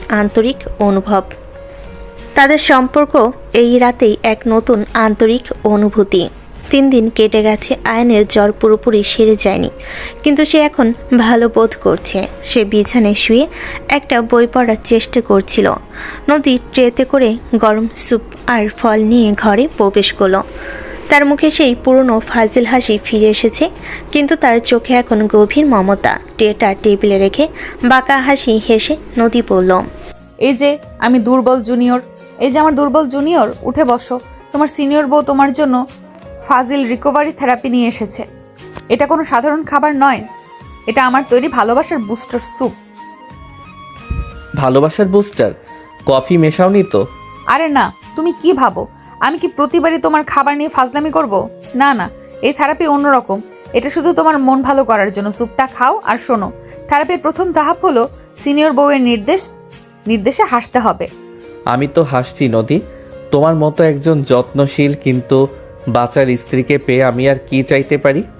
শুধু হাসি নয়, থেরাপির দ্বিতীয় ধাপ হলো হাসিটা হতে হবে রোমান্টিক। তুমি আমার চোখের দিকে তাকাও আর এমনভাবে হাসো যেন তুমি আমাকে একটা গোপন প্রেমের চিঠি দিচ্ছ। আয়নের হাসিটা এবার আন্তরিক হলো। সে নদীর দিকে গভীরভাবে তাকালো, তারপর বলল, আমি যদি তোমাকে সেই চিঠি দিতাম নদী, তবে তাতে লিখতাম, তোমার বাচালতা আমার জীবনের সেরা ছন্দ। আমি তোমাকে ভালোবাসি। তুমি আমার জীবনের একমাত্র আনন্দ, সিনিয়র বউ। নদীর ফাজিল হাসিটা একটুক্ষণের জন্য থমকে গেল। আয়নের আন্তরিকতায় সে কিছুটা আবেগপ্রবণ হলো, কিন্তু নদী দ্রুত নিজেকে সামলে নিয়ে বলল, অসাধারণ, কিন্তু নম্বর পেলে মাত্র 3, কারণ তুমি আমাকে সিনিয়র বউ বলেছ। আমার পুরো নাম বলবে। আচ্ছা, থেরাপির তৃতীয় ধাপ, এটা সবচেয়ে কঠিন। কি সেই কঠিন ধাপ? তোমাকে উঠে দাঁড়াতে হবে। তোমার গায়ে এখন একটুও শক্তি নেই, তাই না? চলো তুমি উঠে দাঁড়াও আর বলো, নদী, তুমি আমার চেয়ে 2 বছরের সিনিয়র হলেও আমি তোমাকে আজ থেকে আমার কোলে বসিয়ে আদর করব। নদী, এটা তুমি কি বলছো? আমি অসুস্থ আর এটা বাড়াবাড়ি? বাড়াবাড়ি নয় আয়ান, এটাই ভালোবাসা। আমি তো জানি তুমি পারবে না, তাই আমি তোমাকে সাহায্য করব। নদী দ্রুত উঠে আয়নকে টেনে তুলল, তারপর বলল, চলো ধরো। তুমি আমাকে কোলে নিতে চাইছো, কিন্তু আমি তোমাকে বিরক্ত করছি।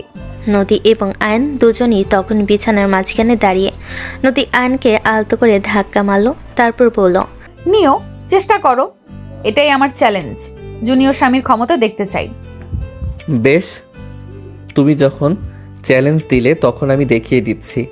তুমি আমার বাচাল সিনিয়র হতে পারো, কিন্তু আমি তোমার স্বামী। আয়ন তার অবশিষ্ট শক্তি দিয়ে নদীকে আলতো করে কোলে তুলে নিল। নদী অবাক হয়ে গেল। সে তার ফাজলামি ভুলে আয়নকে শক্ত করে জড়িয়ে ধরল। আয়ান, তুমি কি সত্যি আমাকে কোলে নিলে? তোমার তো জ্বর। ভালোবাসা অসুস্থতাকে পাত্তা দেয় না নদী।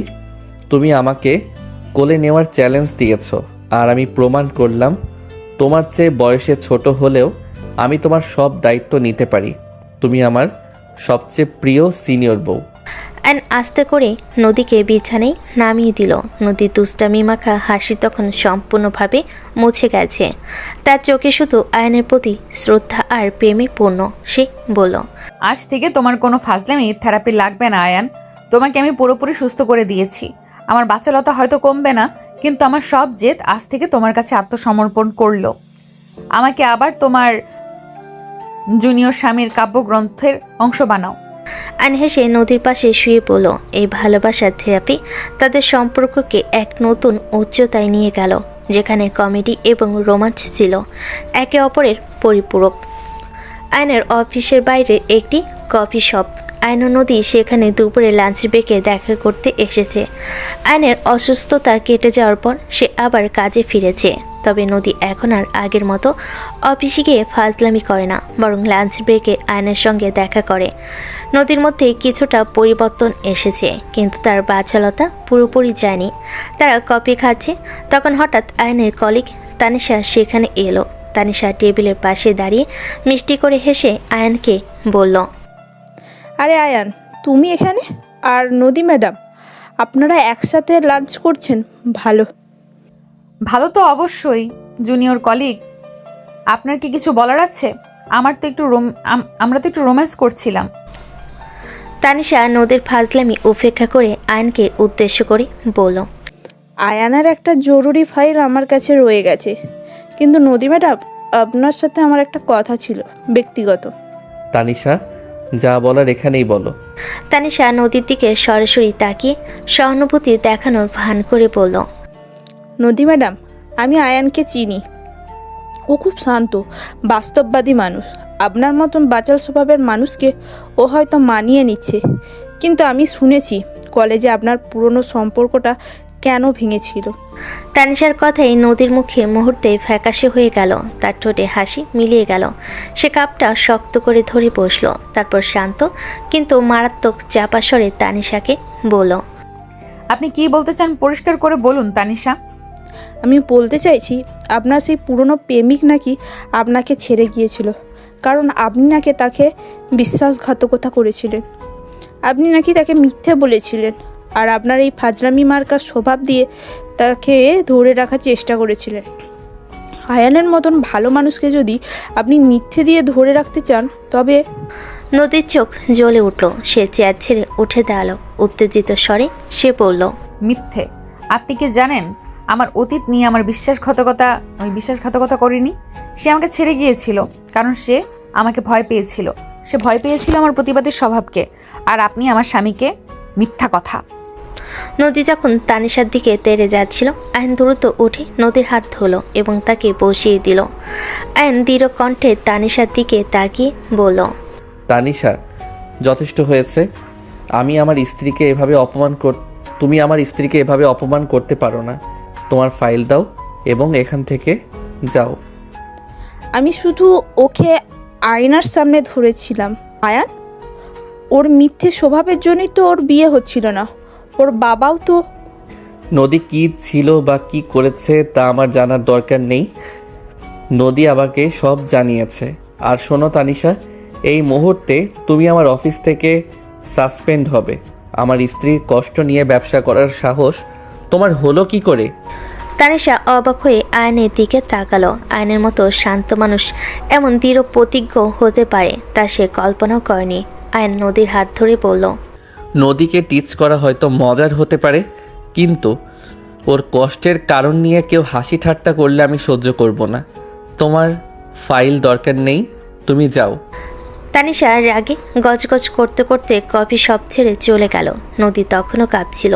আয়নকে এমন দৃঢ় রূপে দেখে সে স্তম্ভিত। নদী আয়নকে বলল, আয়ান, তুমি কেন ওকে সাসপেন্ড করলে? তুমি তো খুব শান্ত। আর ও আমার নামে যা বলল, তুমি কি সেটা বিশ্বাস করেছো? আয়ন নদীকে জড়িয়ে ধরে বলল, আমি তোমাকে বিশ্বাস করি নদী। তুমি আমাকে সেদিন রাতে সব বলেছিলে। তোমার ফাইজলামি, তোমার বর্ম, তোমার দুর্বলতা নয়। আমি জানি তুমি মিথ্যেবাদী নও। আর কেউ আমার স্ত্রীর বিরুদ্ধে কিছু বললে আমি তাকে ছেড়ে দেব না। আমি হয়তো ফাইজলামি করি না, কিন্তু প্রতিবাদ করতে জানি। আমার জীবনের সবচেয়ে বড় ক্ষতটা তুমি এত সহজে মুছে দিলে আয়ান। তুমি কেন এত ভালো? আমি তো তোমাকে সারা জীবন কষ্ট দিয়েছি, টিস করেছি, জুনিয়র বলে ডেকেছি। তুমি টিচ করেছো কারণ তুমি আমাকে তোমার শত্রু ভাবতে, কিন্তু আমি তোমার স্বামী। আর তোমার অতীতের ক্ষতগুলো আমাকে আরও বেশি ভালোবাসতে শেখায়। নদী, তুমি একদম আর ভয় পাবে না। তোমার জুনিয়র স্বামী এখন সবসময় তোমার পাশে আছে। এই প্রথম তার ফাজিল স্বভাবের আড়াল ছেড়ে নিঃশর্তভাবে আয়নের কাছে আত্মসমর্পণ করলো। তার পুরনো ক্ষত আয়নের ভালোবাসার স্পর্শে সারতে শুরু করলো। তাদের সম্পর্কের মধ্যকার সব দূরত্ব এই মুহূর্তে ঘুচে গেল। রাত গভীর। তানিশার ঘটনার পর আয়ন এবং নদীর মধ্যে এক নতুন নীরবতা বিরাজ করছে, যা আগের মতো অস্বস্তির নীরবতা নয়, বরং গভীর বোঝাপড়ার নীরবতা। আয়ন ল্যাপটপে কাজ করছিল, আর নদী বিছানার চাদর টেনে আয়নকে দেখছিল। নদী নরম স্বরে আয়নকে বলল, আয়ান, তুমি এখন কেন এত মনোযোগ দিয়ে কাজ করছো? তোমার কি মনে হয় একটু বিশ্রাম নেওয়া উচিত? কাজ শেষ করলাম নদী। আর বিশ্রাম, তুমি পাশে থাকলে আমার বিশ্রাম হয় না, বরং আরও বেশি সতর্ক থাকতে হয়। কেন আবার কি ফাজলামি করার প্ল্যান করছি এমনটা ভাবছো? আমি ভাবছি এই বাচালতার আড়ালে থাকা আসল নদীকে আমি কবে সম্পূর্ণরূপে দেখতে পাবো। তানিশার কথায় তুমি যেভাবে কষ্ট পেলে তাতে আমার খুব খারাপ লেগেছিল। নদী বিছানা থেকে নেমে এলো এবং ধীরে ধীরে আয়নের কাছে এসে বসলো। তারপর বলল, আমি দুঃখিত আয়ান, আমি তোমাকে অনেকবার টিস করেছি, অপমান করেছি, কিন্তু যখন তানিশা আমার অতীত নিয়ে কথা বললো তখন আমার মনে হলো তুমিও হয়তো তাকে বিশ্বাস করবে আর আমাকে ছেড়ে চলে যাবে। আমি কি তোমাকে ছেড়ে দিয়েছি নদী? আমি তো তোমার পাশে দাঁড়িয়েছি। তানিশার সামনে আমি দৃঢ় ছিলাম, কারণ আমি তোমাকে ভালোবাসি। তুমি আমার চেয়ে বয়সে বড়, তুমি বাচাল, তুমি ফাজিল, আমি সব জানি, কিন্তু আমার কাছে তুমি শুধু আমার স্ত্রী, যাকে আমি মন থেকে গ্রহণ করেছি। ভালোবাসা? তুমি কি সত্যি আমাকে ভালোবাসো আয়ান? আমি তো তোমাকে সবসময় জুনিয়র বলে ডেকেছি, কখনো তোমাকে রোম্যান্স করার সুযোগও দেইনি। ভালোবাসা কি শুধু রোম্যান্স আর মিষ্টি কথাই হয় নদী? আমার কাছে ভালোবাসা মানে তোমার সব দায়িত্ব নেওয়া, তোমার ফাইজলামি সহ্য করা, কারণ আমি জানি সেই ফাইজলামি তোমার আসল সত্তা নয়। আমি জানি তুমি ভয় পাও, আর আমি তোমার সেই ভয় দূর করতে চাই। নদী আয়নের হাত ধরে তার গালের উপর রাখলো। এই প্রথম তাদের মধ্যে শারীরিক স্পর্শে কোনো কৌতূহল বা জেদ ছিল না, ছিল শুধুই আবেগ। তুমি যখন তানিশাকে সাসপেন্ড করলে তখন আমার মনে হলো আমি একা নই, আমার গুন্ডামি বা বাচালতা নয়, আমার এই শান্ত দায়িত্বশীল স্বামী আমার সবচেয়ে বড় শক্তি। আয়ান, তুমি আমার চেয়ে ছোট নও, তুমি আমার মনের চেয়ে অনেক বড়। আর নদীর কপালে আলতো করে চুমু খেয়ে বলল, বয়সটা শুধু একটা সংখ্যা নদী। তুমি আমার সিনিয়র হতে পারো, কিন্তু আমি তোমার স্বামী, আর এখন থেকে আমি তোমাকে রোম্যান্স করতে শেখাবো। নদীর চোখে দুষ্টামি ফিরে এলো, কিন্তু কণ্ঠে ছিল ভালোবাসা। সে আয়নকে বলল, ও রোম্যান্স? ঠিক আছে, সিনিয়র বউকে রোম্যান্স শিখাবে? বেশ, তাহলে প্রথম কাজ, আজ রাতে আমাকে একটা রোমান্টিক ডায়লগ বলো, যা শুধু আমার জন্য। আয়ন গভীর নিঃশ্বাস নিয়ে নদীর চোখ দুটোতে তাকিয়ে বলল, নদী, তুমি আমার জীবনে আসা সবচেয়ে ফাজিল সিনিয়র বউ। তোমার এই বাচালতা আমার জীবনের সব নিয়ম নীতি ভেঙে দিয়েছে, কিন্তু তুমি না থাকলে আমার জীবনটা আজ এত প্রাণবন্ত, এত রোমাঞ্চকর হতো না। আমি তোমার এই ফাইজলামি রূপ হারাতে দিতে চাই না, তবে এটাতে একটু লিমিট টেনে দিতে চাই। নদী খিলখিল করে হেসে উঠল, তবে সেই হাসিতে আর কোনো জেদ ছিল না, ছিল তৃপ্তি। নদী বলল, বাহ, অসাধারণ জুনিয়র স্বামী তো দেখছি রাতারাতি রোমান্টিক হয়ে গেল। ঠিক আছে, আজ রাত থেকে তুমি আমার ফাজলামি উপভোগ করতে শুরু করো। আর রোম্যান্স, এখন থেকে আমাদের জীবনটাই হবে কমেডি আর প্রেমের মিশ্রণে ভরা এক রোমাঞ্চকর অ্যাডভেঞ্চার। তারা একে অপরের কাছে এলো। বাসরাতের সেই অস্বস্তিকর দূরত্ব এই আন্তরিক আলাপের মাধ্যমে চিরতরে দূর হলো। তাদের সম্পর্কের ভিত্তি এখন শুধুই দায়িত্ব নয়, বরং গভীর আবেগ, বিশ্বাস এবং হাসি ঠাট্টার মাধ্যমে মজবুত হলো। বিয়ের প্রায় 8 মাস পর আয়ন আর নদীর সম্পর্কের মধ্যে রোমাঞ্চ বাড়তে শুরু করেছে, কিন্তু নদী মনে করে আয়ান যথেষ্ট সৃজনশীল, রোমান্টিক নয়। একদিন রাতে আয়ন অফিস থেকে ফেরা মাত্রই নদী তাকে চ্যালেঞ্জ করলো। নদী আয়নের সামনে দাঁড়িয়ে দুহাত কোমরে রেখে বলল, এই যে জুনিয়র, তোমার রোম্যান্সের স্কোর খুবই খারাপ।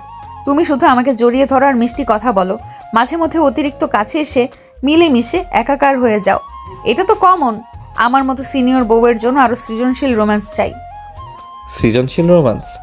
নদী, আমি ইঞ্জিনিয়ার, রোমান্টিক কবি নই। তোমার ফাইজলামির সাথে পাল্লা দিতে গিয়ে আমি হাঁপিয়ে উঠছি। অজুহাত চলবে না। তোমার লাইব্রেরিতে তো কেবল কোডিং, ফিজিক্স আর থ্রিলার বই। তুমি রোম্যান্স শিখবে কোথা থেকে? শোনো, তোমাকে একটা অ্যাসাইনমেন্ট দিচ্ছি। তোমাকে একটা দারুণ রোমান্টিক বই পড়তে হবে এবং সেই বই থেকে আইডিয়া নিয়ে আমার সাথে রোম্যান্স করতে হবে। আমি রোমান্টিক বই পড়ব? তুমি কি সত্যি পাগল হয়ে গেছো? হ্যাঁ, আমি পাগল। আমার স্বামীর জন্য আমি পাগল। এ দেখো।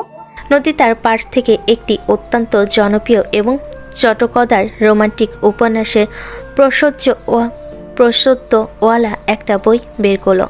তারপর আয়নকে বলল, এ দেখো, এই বইটা আমার এক বান্ধবীর কাছ থেকে নিয়ে এসেছি। আজ রাতে তোমার কাজ হলো এটা পড়া আর আগামী সন্ধ্যায় সেই বইয়ের হিরোর মতো আমাকে রোম্যান্স করা, নইলে তোমার সব অফিসিয়াল রিপোর্ট আমি ফুলের পাপড়ি দিয়ে সাজিয়ে দিব। নদীর কথায় আয়নের মুখটা লজ্জায় লাল হয়ে গেল। সে এই ধরনের চটকদার রোমান্টিক সাহিত্য একেবারেই পছন্দ করে না। সে নদীকে বলল, নদী, এটা তুমি আমাকে কি পড়তে বলছো? এটা তো নো আর্গুমেন্টস জুনিয়র, সিনিয়র বউয়ের নির্দেশ। আর হ্যাঁ, তুমি যদি এই বই নিয়ে পরিবারের কারোর সামনে পড়ো তবে আমার সম্মান থাকবে না, তাই সাবধানে পড়ো। নদী বইটা আয়নের হাতে গুজে দিয়ে ঘর থেকে বেরিয়ে গেল। আয়ন বিরক্তি নিয়ে লাইব্রেরি রুমে গেল। রাত প্রায় 11টা। আয়নের বাবা তার পুরনো ডায়েরি খুঁজতে লাইব্রেরি রুমে এলেন। আয়ন তখন চোরের মতো লুকিয়ে সেই রোমান্টিক বইটি পড়ছিল। সেই বইটিকে একটি বড় ইঞ্জিনিয়ারিং বইয়ের ভেতর ঢুকিয়ে রেখেছিল যাতে বাড়ি থেকে বোঝা না যায়। আয়নের বাবা লাইব্রেরিতে ঢুকে আয়নকে দেখে বলল, আয়ান, তুই এখানে এত রাতে কি করছিস? তোর তো ঘুমানোর কথা। বাবার গলার আওয়াজ শুনে আয়ন আঁতকে ওঠে। তারপর নিজেকে একটু সামলে নিয়ে বলল, বাবা, আমি একটা খুব কঠিন প্রজেক্ট নিয়ে কাজ করছিলাম। এটা খুব জরুরি। প্রজেক্ট? এত রাতে দেখি তো, কি এমন জরুরি প্রজেক্ট? আয়নের বাবা আয়নের সামনে রাখা ইঞ্জিনিয়ারিং বইটি হাতে নিলেন। বইটি ধরতে ভেতরে লুকিয়ে রাখা রোমান্টিক বইটি মাটিতে পড়ে গেল। বইটির নাম দেখে চোখ কপালে উঠে গেল আয়নের বাবার। তিনি আয়নকে জিজ্ঞেস করলেন, ভালোবাসার জলোচ্ছ্বাস, উত্তাল রাতের কথকতা। আয়ান, তুই এই ধরনের চটকার রোমান্টিক বই পড়িস? তোর কেবল পড়াশোনা আর কাজ নিয়ে থাকার কথা ছিল। বাবা, এটা আমার না, এটা নদীর। সে আমাকে জোর করে পড়তে দিয়েছে, বলেছে এটা আমার রোমান্টিক অ্যাসাইনমেন্ট। আমি তো শুধু পাতা উল্টাচ্ছিলাম। আয়নের কথা শুনে বাবা হেসে ফেলেন। তারপর বলেন, ঠিক ফাজিল মেয়ে, তোর বউ তো দেখছি তোর পুরনো জীবনটা একটা সিনেমা বানিয়ে দিয়েছে। Romantic assignment? বা তোর মাকেও তো এমন কোনো অ্যাসাইনমেন্ট দেওয়া উচিত ছিল। তখনই নদী দরজা খুলে ভেতরে ঢুকলো। তার মুখে সেই ফাজিল মার্কা হাসি। সে আয়নের বাবাকে দেখে বলল, বাবা, আপনিও এখানে? আর আমার জুনিয়র স্বামী তো দেখছি ধরা পড়ে গেল। তুমি কেন এত লুকিয়ে পড়ছিলে আয়ান? ভয় পাচ্ছিলে কেন? ভয়? বাবা, তুমি ওকে সামলাও। এই বইটা আমাকে দিয়ে ও আমাকে পাগল বানাতে চাইছে। নদী আয়নের পাশে দাঁড়িয়ে আয়নের বাবার দিকে তাকিয়ে বলল, শুনুন বাবা, আপনার ছেলে তো রোম্যান্স করতে পারে না, তাই আমি ওকে হোমওয়ার্ক দিয়েছি। আর আপনি কেন এত সিরিয়াস? এটা আপনার জন্য একটা পার্ট, স্ত্রীকে রোম্যান্স শেখাতে হয়। ঠিক বলেছিস মা, তবে এ বইটা একটু বেশি চটকাদার। শোন আয়ান, আমার একটা পুরনো রোমান্টিক বই আছে, তুই বরং সেটা পড়িস। সেটাতে রোমান্সও আছে আর পারিবারিক মূল্যবোধও আছে। বাহ, এটা তো দারুণ বুদ্ধি। বাবা, আপনি কিন্তু আমার ফাজিল অ্যানালাইসেন্সে যোগ দিলেন। এখন থেকে আমরা দুজন মিলে আয়নকে রোম্যান্স শেখাবো। আয়ন পরাজিত হলো। সে বুঝল নদীর ফাজলামির কাছে শুধু সে নয়, তার বাবাও আত্মসমর্পণ করেছে। কিন্তু এই বাচালতা আর কমেডির আড়ালে সে নদীর প্রতি গভীর ভালোবাসা খুঁজে পাচ্ছিল। আয়নের প্রমোশন নিশ্চিত হয়েছে। সেই উপলক্ষে অফিস থেকে একটি ঘরোয়া পার্টির আয়োজন করা হয়েছিল। নদী আয়নের সঙ্গে সেখানে এসেছিল। নদী এখন আগের চেয়ে অনেক শান্ত, কিন্তু তার ফাজিল টিচিং এখনও আয়নের প্রতি ভালোবাসার বহিঃপ্রকাশ। তানিশা আয়নের পুরনো কলিগ, যাকে আয়ন সাসপেন্ড করিয়েছিল। সে এই পার্টিতে যোগ দেওয়ার সুযোগ পায়নি, কিন্তু সে প্রতিশোধ নেওয়ার জন্য প্রস্তুত ছিল। পার্টির মাঝখানে আয়ন এবং নদী কথা বলছিল। নদী মিষ্টি করে হেসে আয়নকে বলল, জুনিয়র, প্রমোশন পেয়ে তোমার এখন আরো বড় দায়িত্ব। তুমি এখন আমার জন্য প্রতিদিন একটা করে নতুন ফাজলামির আইডিয়া আনবে। এটাই তোমার প্রমোশন গিফট। আমি রাজি সিনিয়র বউ, তবে সেই ফাইজলামির শেষটা যেন রোমান্টিক হয়, সেদিকে খেয়াল রাখবেন। ঠিক তখনই তানিশা সুযোগ বুঝে ক্যাফেটেরিয়ার সবার কাছে একটি স্ক্যান্ডাল রটানোর চেষ্টা করল। সে একটি উঁচু টেবিলে উঠে গেল। তারপর সকলের উদ্দেশ্যে উচ্চ স্বরে বলল, বন্ধুরা, আয়ানের প্রমোশনের জন্য অভিনন্দন। কিন্তু একটা কথা কি আপনারা জানেন, আমার সবার প্রিয় আয়ান তার জীবনে একজনকে জায়গা দিয়েছে যে তার থেকে বয়সে যেমন বড়, তেমন একটা না কুচু বাচাল আর অসভ্য টাইপের মেয়ে। আয়ান কিন্তু বিয়েটা ইচ্ছে করে করেনি, বরং এই বিয়েটা শুধুমাত্র তার বাবার বন্ধুকে বাঁচানোর জন্য করেছে। আসলে নদী ম্যাডাম এই বিয়েতে মোটেও খুশি ছিলেন না। বিয়ের পরেও তিনি নিয়মিত তার পুরনো প্রেমিক কাইয়ুমের সাথে দেখা করতেন, আর এখনও করেন। তানিশার কথাই পুরো ক্যাফেটেরিয়া স্তব্ধ হয়ে গেল। আয়নের মুখ পাণ্ডুর হয়ে গেল। নদীর হাসির সঙ্গে সঙ্গে মিলিয়ে গেল। সবে একে অন্যের দিকে চাউচাই করছে আর সমালোচনা করছে, সাথে বারবার নদীর দিকেও তাকাচ্ছে। আইন পরিস্থিতি বুঝতে পেরে ধীরে ধীরে তানিশার দিকে এগিয়ে গিয়ে তাকে বলল, তানিশা, তুমি কি বলছো? তুমি কেন আমার স্ত্রীর নামে মিথ্যা রটাচ্ছ? তানিশা নদীর দিকে তাকিয়ে বিদ্রুপের হাসি দিয়ে বলল, মিথ্যা নয় আয়ান, আমি নিজের চোখে দেখেছি নদী ম্যাডামকে কাইয়ুমের সাথে রেস্তোরাঁয়। আর একবার তিনি আমাকে বলেছিলেন তিনি নাকি এই বিয়ে থেকে মুক্তি চান, তিনি শুধু আপনার বাবার জন্য মানিয়ে চলছেন। তানিশার কথা শুনে নদী তখন চরম রাগে কাঁপছিল। সে ভুলে গেল সে এখন কোথায় কোন পরিস্থিতিতে আছে। সে চিৎকার করে বলল, তুমি মিথ্যা বলছো তানিশা। আমি কাইয়ুমের সাথে দেখা করেছি, কিন্তু সেটা ছিল। নদী কথাটি শেষ করতে পারল না, কারণ আয়ন তখন নদীর দিকে তাকালো। তার চোখে অবিশ্বাস আর গভীর কণ্ঠে গলা ধরে এলো আয়নের। সে নদীকে বলল, দেখা করেছো মানে? নদী, তুমি সত্যি দেখা করেছো? তুমি বলেছিলে আমাদের সম্পর্কটা এখন গভীর হয়েছে। তুমি বলেছিলে তুমি আমাকে বিশ্বাস করো। আমি দেখা করেছিলাম আয়ান, কিন্তু সেটা ছিল সম্পূর্ণ ভিন্ন কারণে। আমি ওকে বলেছিলাম তুমি আমার স্বামী আর আমাদের সম্পর্কটা এখন সত্যি। আমি শুধু চাইছিলাম সে যেন আর কোনোদিন আমাদের জীবনে না আসে। এটাই ছিল শেষবার। শেষবার? তুমি কেন আমাকে জানাওনি নদী? কেন তুমি লুকিয়ে দেখা করলে? যখন আমি তোমার প্রতি এতটা বিশ্বাস রেখেছিলাম তখনও তুমি আমার সাথে এমন করলে। এই কি তোমার প্রেমের ভাষা নদী? আমি জানাইনি, কারণ আমি জানতাম তুমি আমাকে ভুল বুঝবে। আমি তোমাকে কষ্ট দিতে চাইনি। আমি তো তোমাকে ভালোবাসি আয়ান। আমার সব কিছু এখন শুধু তোমার জন্য। না নদী, ভালোবাসা বিশ্বাসের উপর তৈরি হয়। তুমি যদি আমাকে ভালোবাসতে তবে লুকিয়ে দেখা করতে না। আমার মনে হয় তানিশা ঠিকই বলেছে। তুমি এই বিয়েতে খুশি নও, তুমি মুক্তি চাও। তোমারও যদি তাই মনে হয় তবে আমি চলে যাব। আমি তোমার জীবনে আর কোনো অশান্তি চাই না। যদি তুমি অবিশ্বাস করো তবে আমার এই সম্পর্কে থাকার কোনো প্রয়োজন নেই। আমি মুক্তি চাই। নদী দ্রুত ক্যাফেটেরিয়া থেকে বেরিয়ে গেল। আইন মাথা নিচু করে দাঁড়িয়ে রইল। তানিশা বিজয়ের হাসি হাসলো। আইন বুঝতে পারল নদীর বাচালতা নয়, তাদের দুজনের বিশ্বাসের অভাবই আজ তাদের সম্পর্ককে চরম সংঘাতের মুখে এনে দাঁড় করিয়েছে। ক্যাফেটেরিয়ার ঘটনার পর নদী সোজা তার বাবার বাড়িতে চলে গিয়েছিল। আইন চরম হতাশায় বাড়িতে ফিরে আসে। আয়নের বাবা এবং মা ঘটনার বিষয়ে পরে সব জানতে পারেন। আয়নের নদীর বাবাকে বাড়িতে ডাকেন। দুই পরিবার ড্রয়িং রুমে চরম অস্বস্তি নিয়ে মুখোমুখি। নদীর বাবা লজ্জিত ও উত্তেজিত কণ্ঠে বলল, ইসলাম, আমি জানি না আমার মেয়ে কেন এমন করছে। আমি তাকে জিজ্ঞেস করেছি, সে স্বীকার করেছে যে সে কাইয়ুমের সাথে দেখা করেছিল।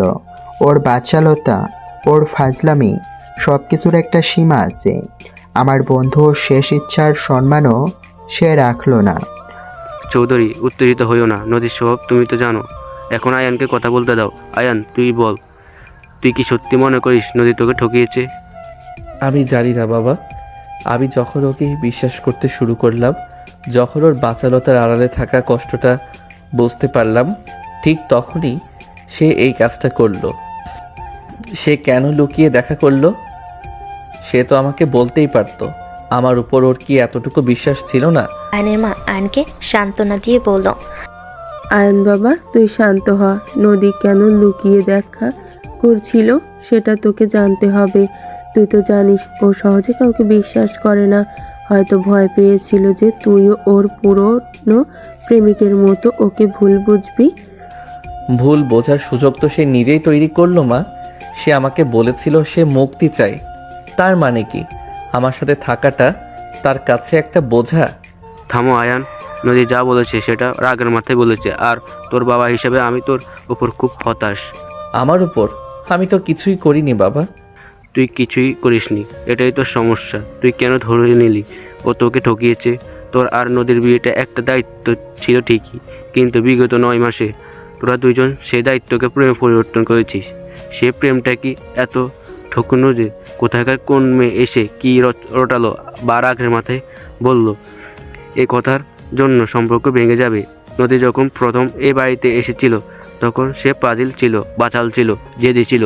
সে আমাদের সবাইকে টিচ করেছে, কিন্তু সে কি তোর যত্ন নেয়নি? যখন তুই অসুস্থ ছিলি তখন সে তোকে দেখেনি? যখন তোর অফিসে ঝামেলা হলো তখন কি সে তোর পাশে দাঁড়ায়নি?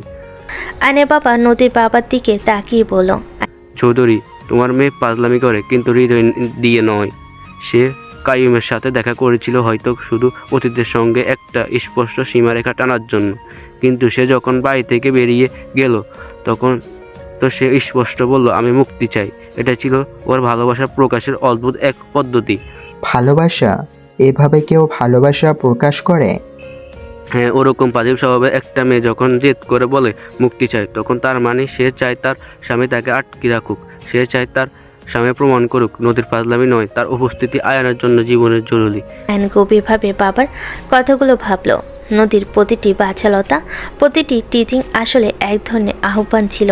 আয়ন ধীরে ধীরে তার বাবার কাছে এগিয়ে এসে বলল, বাবা, আপনি ঠিকই বলেছেন। নদী সবসময় সব কিছু উল্টোভাবে প্রকাশ করে।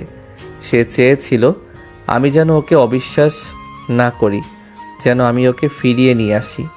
তাহলে আর দেরি করছিস কেন? সম্পর্ক দায়িত্বের মধ্যে শুরু হলেও সেটা এখন প্রেম।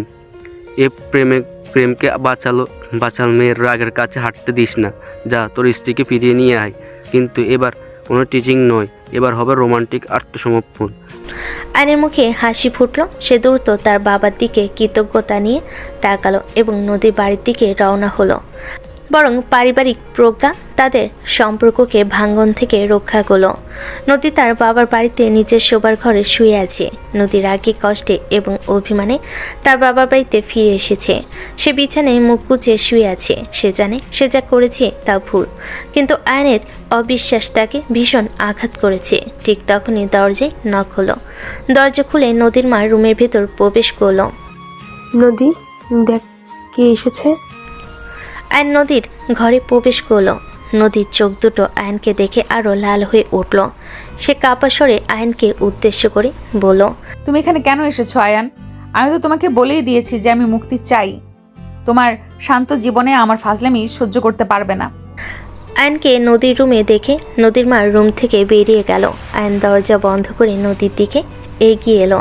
তারপর নদীকে বলল, নদী, আমার বাবা আমাকে সব বুঝিয়ে দিয়েছেন। তুমি মুক্তি চাও ঠিকই, কিন্তু তুমি কেন মুক্তি চেয়েছিলে জানো? তুমি চেয়েছিলে আমি তোমাকে বেঁধে রাখি। আমি কি সব বলতাম, আর তুমি কি কিছুই বোঝো না? এই তুমি যাও তো এখান থেকে, আমি কোনো জুনিয়র ছেলের কথা শুনবো না। কিন্তু আমাকে তো আমার সিনিয়র বউয়ের কথা শুনতেই হবে, কারণ আমি আমার ফাজিল সিনিয়র বউয়ের স্বামী। আর আমি আমার স্ত্রীকে এভাবে রাগ করে থাকতে দিতে পারি না। কাইয়ুমের সাথে দেখা করার কারণ কি ছিল আমাকে বলো তো। কারণ আমি ওকে বলেছিলাম সে যেন আর কোনোদিন আমার কাছে না আসে। বলেছিলাম তুমি আমার স্বামী আর আমাদের সম্পর্কটা এখন সত্যি। আমি আমার অতীতের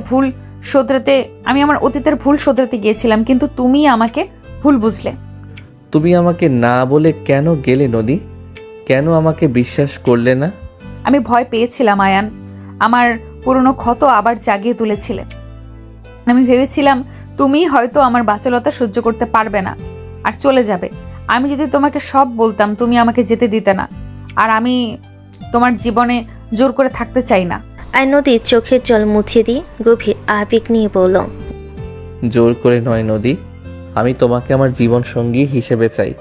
তোমার বাচালতা, তোমার ফাইজলামি, তোমার রাগ সব কিছুকে নিয়েই আমি তোমাকে ভালোবাসি।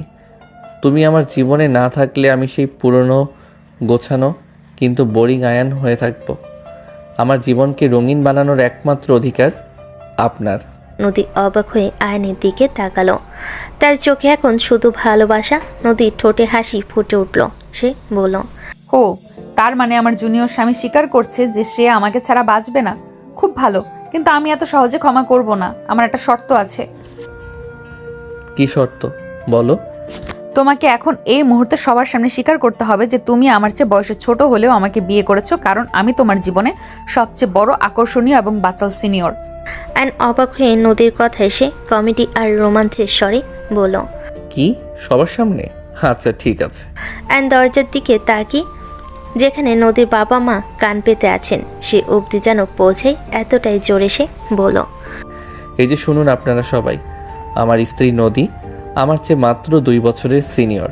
সে বাচাল, সে ফাজিল, কিন্তু আমি তাকে ভালোবাসি, কারণ তার মতো আকর্ষণীয় এবং চ্যালেঞ্জিং সিনিয়র মেয়ে ছাড়া আমার জীবনটা মূল্যহীন।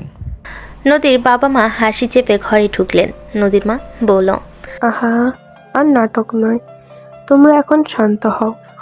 আয়ান, তুমি এসেছো দেখে শান্তি পেলাম, কিন্তু নদী, তোমার ফাজলামির কি কোনো সীমা নেই? বাবা, ফাজলামির কোনো সীমা নেই। বাবাকে এই কথাটা বলে আয়নের বাহু টাইট করে নদী বলল। এবং আমি আর কখনো তোমাকে ছেড়ে যাব না আয়ান। তোমাকে কষ্ট দেওয়ার জন্য আমি দুঃখিত। আমি প্রতিজ্ঞা করছি আমি আমার ফাজলামি বজায় রাখবো এবং সম্পর্ক নিয়ে আর কোনোদিন মিথ্যা বা লুকোচুরি করবো না। আমিও প্রতিজ্ঞা করছি নদী, আপনার প্রতিটি ফাইজলামি আর জেদের আড়ালে আমি আপনার ভালোবাসা খুঁজব। চলুন সিনিয়র বউ, এবার বাড়িতে যাই। আপনার রান্নাঘরের ফাজিল ডালের জন্য আমার আবার মন খারাপ করছে। নদী হেসে আয়নের বুকে মাথা রাখলো। তাদের সম্পর্ক বিচ্ছেদের চরম হুমকি পেরিয়ে আবারও গভীর ও মজবুত হলো। এবার তাদের সম্পর্কের ভিত্তি শুধুই প্রেম, কমেডি আর এক অদ্ভুত ধরনের বিশ্বাসের উপর স্থাপিত। বিয়ের প্রায় 1 বছর পার হয়ে গেছে, কিন্তু আয়নের বাবা মিস্টার ইসলাম এবং নদীর বাবা মিস্টার চৌধুরী দুজনই ভয় পাচ্ছেন যে তাদের সন্তানেরা আবার যেন কোনো ভুল বোঝাবুঝিতে না জড়ায়। সেদিন রাতে আয়ন এবং নদী ঘরে বসে সিনেমা দেখছিল। নদী স্বভাবসুলভ ভঙ্গিতে আয়নকে টিজ করছিল। নদী আয়নকে বলল, ঠিক এই জুনিয়র, সিনেমা দেখতে দেখতেও তোমার মুখে এত সিরিয়াস ভাব কেন? এই সিনেমায় তো হিরো তার স্ত্রীকে ফাজলামি করে রোম্যান্স করছে। তুমি কি কিছু শিখছো নাকি সিনেমা দেখে? আমি শিখছি সিনিয়র বউ, কিন্তু আমি তো ফাইজলামি করতে পারি না। আমি চাই না আমার ফাইজলামি তোমার আসল ফাইজলামির কাছে ফেল করুক। আরে বাবা, আমি তো মজা করছিলাম। এখন আর আমি তোমার সাথে ঝগড়া করব না। ওই তানিশা বা কাইয়ুম কেউই আমাদের মাঝে আসতে পারবে না, কারণ আমি তোমাকে বিশ্বাস করি। তখনই দরজায় নক হলো। মিস্টার ইসলাম এবং মিস্টার চৌধুরী দুজনেই একসাথে ঘরে প্রবেশ করলেন। তাদের দুজনের হাতে একটি করে ছোট্ট প্ল্যাকার্ড। আয়নের বাবার কণ্ঠস্বর গম্ভীর করে আয়ন আর নদীকে বলল।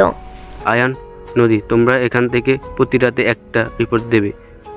রিপোর্ট? কিসের রিপোর্ট বাবা? আমি বলছি।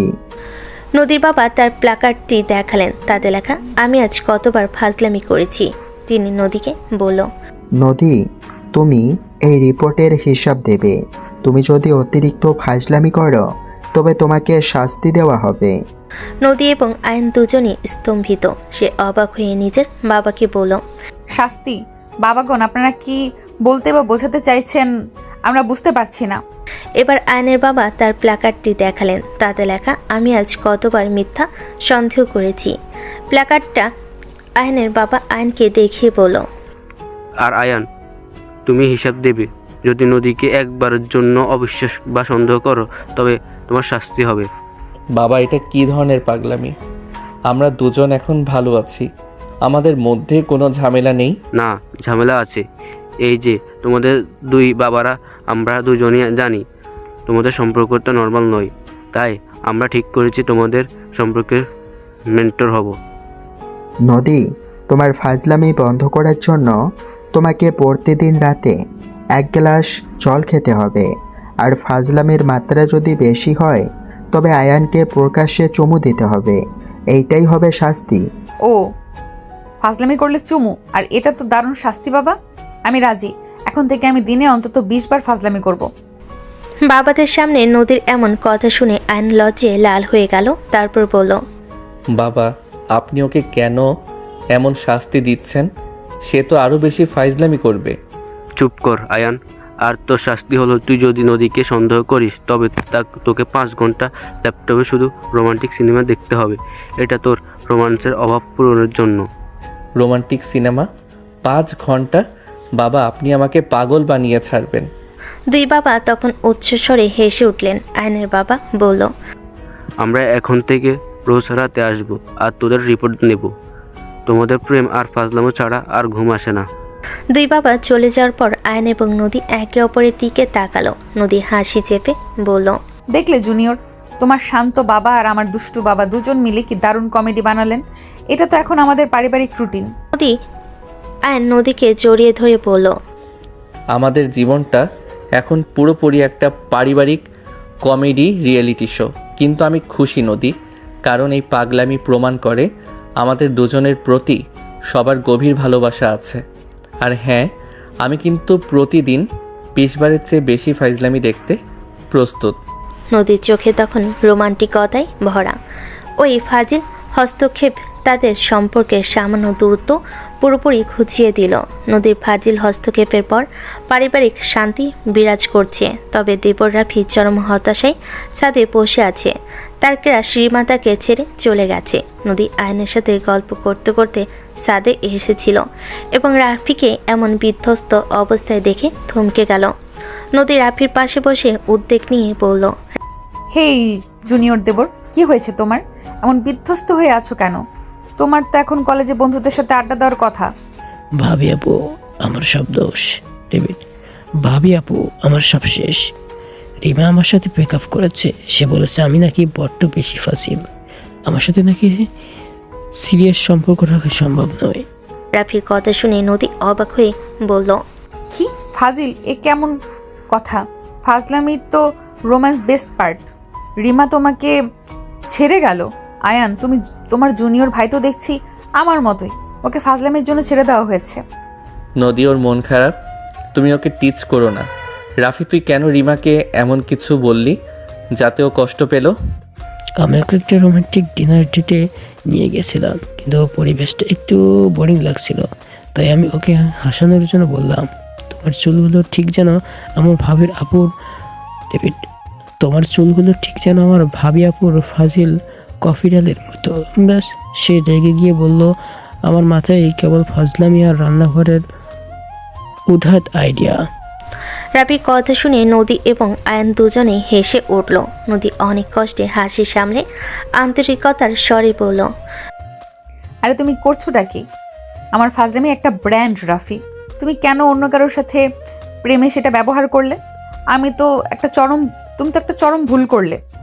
কি ভুল বল ডেভিড, কি ভুল করলাম ভাবি আপু? আমি তো শুধু ফাজলামি করেই ওকে হাসাতে চেয়েছিলাম। নদী রাফির দিকে তাকিয়ে তার বাচালতাকে একপাশে রেখে আবার গুরুগম্ভীর কণ্ঠে বলল, শোনো রাফি, আমি তোমাকে সিনিয়র হিসেবে একটা জীবনের বড় শিক্ষা দিচ্ছি। ফাজলামি করা ভালো, কিন্তু রোম্যান্সে ফাজলামি কখন করতে হয় সেটা জানতে হয়। তুমি আমার মতো সিনিয়র নও, তাই তোমার রোম্যান্সের জ্ঞান জুনিয়রের চেয়েও কম। তুমি আমার আর আয়নের সম্পর্ক দেখো। আমি আয়নকে টিস করি, কিন্তু তার কষ্টের সময় আমি ওর পাশে থাকি। আমি ফাজলামি করি, কিন্তু যখন আমি ওকে ভালোবাসি বলি সেটা সিরিয়াসলি বলি। তুমি রিমাকে টিস করেছো আর তাকে বুঝতে পারোনি। আয়ন নদীকে সমর্থন করে বলল, নদী ঠিক বলছে রাফি, ফাইজলামি হলো সম্পর্কের কমেডি সাপ্লিমেন্ট, মূল খাবার নয়। রিমা হয়তো চেয়েছিল তুই তাকে একটু সিরিয়াসলি ভালোবাস। ঠিক। তোমার থেরাপির ধাপ শোনো। 1, রিমাকে বলো তোমার ফাজলামিটা তার প্রতি তোমার দুর্বলতা। 2, তাকে একটা সত্যিকারের রোমান্টিক ডায়লগ দাও, আমার মতো বাচাল না হয়ে। 3, তাকে বলো আমার ফাজলামি শুধু তোমাকে হাসানোর জন্য, কষ্ট দেওয়ার জন্য নয়। নদীর কথা শুনে রাফির মুখ উজ্জ্বল হয়ে উঠল। রাফি বলল, বাহ, এটা তো খুব বুদ্ধিমানের কাজ ভাবি আপু।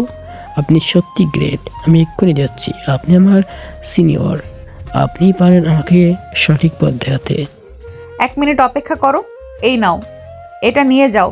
নদী চট করে ছাদ থেকে নেমে নিজের রুম থেকে একটা বড়সড় চকলেট এনে রাফিকে দিল। তারপর আবার বলল, রিমিকে দিও, আর মনে রাখবে ভালোবাসায় ফাজলামি ঠিক ততটুকুই করবে যতটুকু তোমার সঙ্গীর মুখে হাসি ফোটাতে পারে। রাফি দ্রুত চকলেট নিয়ে নদীর পরামর্শ মেনে রিমার কাছে চলে গেল। আয়ন নদীকে জড়িয়ে ধরে বলল, নদী, তুমি আমার ভাইকে বাঁচিয়ে দিলে। তুমি শুধু ফাজিল সিনিয়র নও, তুমি আমাদের পরিবারের ফাজিল মনোবিজ্ঞানী।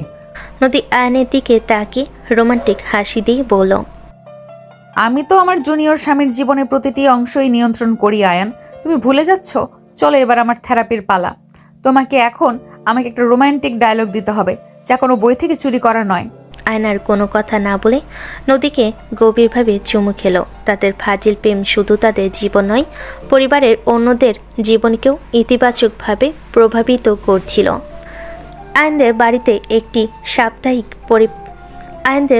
একটি সাপ্তাহিক পারিবারিক ডিনারের আয়োজন করা হয়েছে। দুই পরিবারের মধ্যে শান্তি ফিরে এসেছে।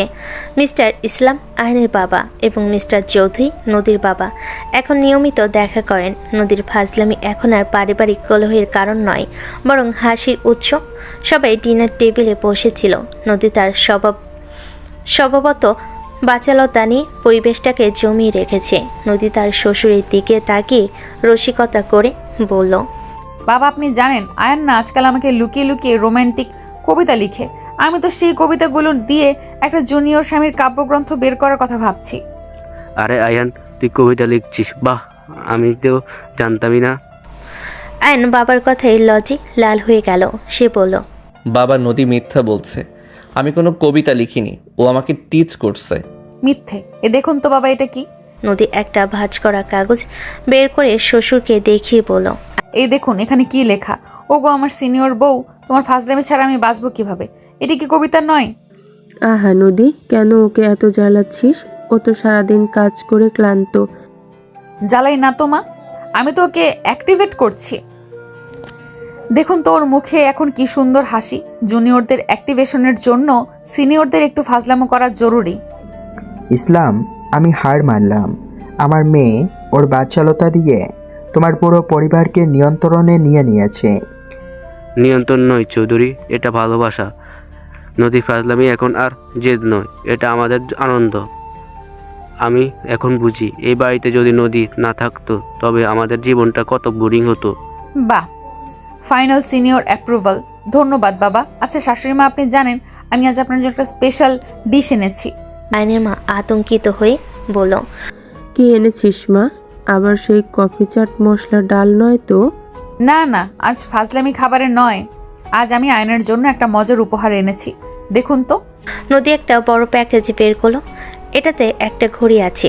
সে বলল, এটা একটা নতুন ঘড়ি, কিন্তু দেখুন তো, এটার কাঁটা উল্টো দিকে ঘোরে। উল্টো দিকে ঘুরে কেন? কারণ আমি চাই না তুমি আর আমার বয়সে বড় বা ছোট সেটা নিয়ে ভাবি। আমি চাই আমাদের সময়টা উল্টো দিকে যাক, আমরা যেন সব সময় একসঙ্গে থাকি। কারণ তুমি জুনিয়র স্বামী আর আমি ফাজল সিনিয়র বউ, দুজনেই এখন একটা টিম। উঠে গিয়ে নদীকে জড়িয়ে ধরল। পরিবারের সদস্যদের সামনে তাদের এই রোমান্টিক এবং কমেডিপূর্ণ মুহূর্ত দেখে সবাই হেসে উঠল। নদীর মায়ের চোখে জল চলে এলো। তিনি চোখের জল মুছে বলল, ওরা দুজন একে অপরের পরিপূরক। নদীর এই বাচালতা আয়ানের শান্ত স্বভাবকে সম্পূর্ণ করে দিয়েছে। নদী আয়নের কাছে ফিসফিস করে বলল, শোনো জুনিয়র, সবার সামনে আমাকে এভাবে জড়িয়ে ধরলে কেন? এটা কি তোমার নতুন রোম্যান্স রুটিন, নাকি তুমি স্বীকার করছো যে আমি তোমাকে নিয়ন্ত্রণ করছি? আয়ন নদীর কপালে চুমু খেয়ে বলল, আমি স্বীকার করছি সিনিয়র বউ, তুমি আমাকে নিয়ন্ত্রণ করছো, কিন্তু খুব মধুরভাবে। আর এই রোম্যান্স রুটিনটা আমার ভালো লেগেছে। এখন থেকে এটি প্রতিদিন রাতে চলবে। নদীর ফাজলামি আর জেদ এখন তাদের পারিবারিক বন্ধনকে আরও শক্তিশালী করেছে। দুই পরিবারের মধ্যকার সব ভুল বোঝাবুঝি দূর হয়েছে এবং নদীর এই নতুন পরিবর্তিত রূপ সবার কাছে ভালোবাসা পেয়েছে। শহরের একটি বড় কর্পোরেট হলরুম। নদী তার নতুন মার্কেটিং এজেন্সির উদ্বোধনী অনুষ্ঠান শুরু করেছে। নদী যার ফাজিল স্বভাবের কারণে একসময় বিয়ে হচ্ছিল না, এখন সে তার সৃজনশীলতা আর বাচালতা ব্যবহার করে একটি সফল মার্কেটিং এজেন্সি শুরু করেছে। তার এজেন্সির নাম দিয়েছে এমআইস সলিউশন। সে তার প্রথম বড় ক্লায়েন্ট পেয়েছে এবং আজ তার এজেন্সির আনুষ্ঠানিকভাবে উদ্বোধন। আইনের অফিসের পক্ষ থেকে আইন তার বস সেখানে উপস্থিত। নদীর বাবা মা এবং আইনের বাবা মাও উপস্থিত। আইনের বাবা নদীর বাবার দিকে তাকিয়ে বলল, চৌধুরী দেখো, তোমার মেয়ে এখন একসময় গুন্ডি আপু, তারপর হলো পাজিল বউ, আর এখন সফল ব্যবসায়ী। এইসব কৃতিত্ব আয়ানের। ইসলাম, আয়ানের ধৈর্য আর ভালোবাসাই ওর বাচ্চালতাকে সৃজনশীলতায় পরিণত করেছে। উদ্বোধনী অনুষ্ঠানের মাঝখানে নদী বক্তৃতা দিতে মঞ্চে উঠল। তার ফাজিল স্বভাব তখনও বিদ্যুতের মতো উজ্জ্বল। সে মাইক হাতে নিয়ে হাসি মুখে বলল, শুভেচ্ছা বন্ধুরা, এবং অবশ্যই আমার প্রিয় জুনিয়র স্বামী। আপনারা হয়তো ভাবছেন এমএস সলিউশন কেন? কারণ আমি জানি এই দুনিয়ায় সিরিয়াস মানুষ অনেক, কিন্তু ফাজিল মানুষ কম, আর ফাজিলরাই মনোযোগ আকর্ষণ করতে পারে। দর্শকদের মধ্যে হাসি রোল উঠল। আইনের বস এবং সহকর্মীরা অবাক হয়ে নদীকে দেখছিল। নদী আবার বলল, আমার এই এজেন্সির মূল মন্ত্র হলো ফাজলামি দিয়ে সমস্যার সমাধান।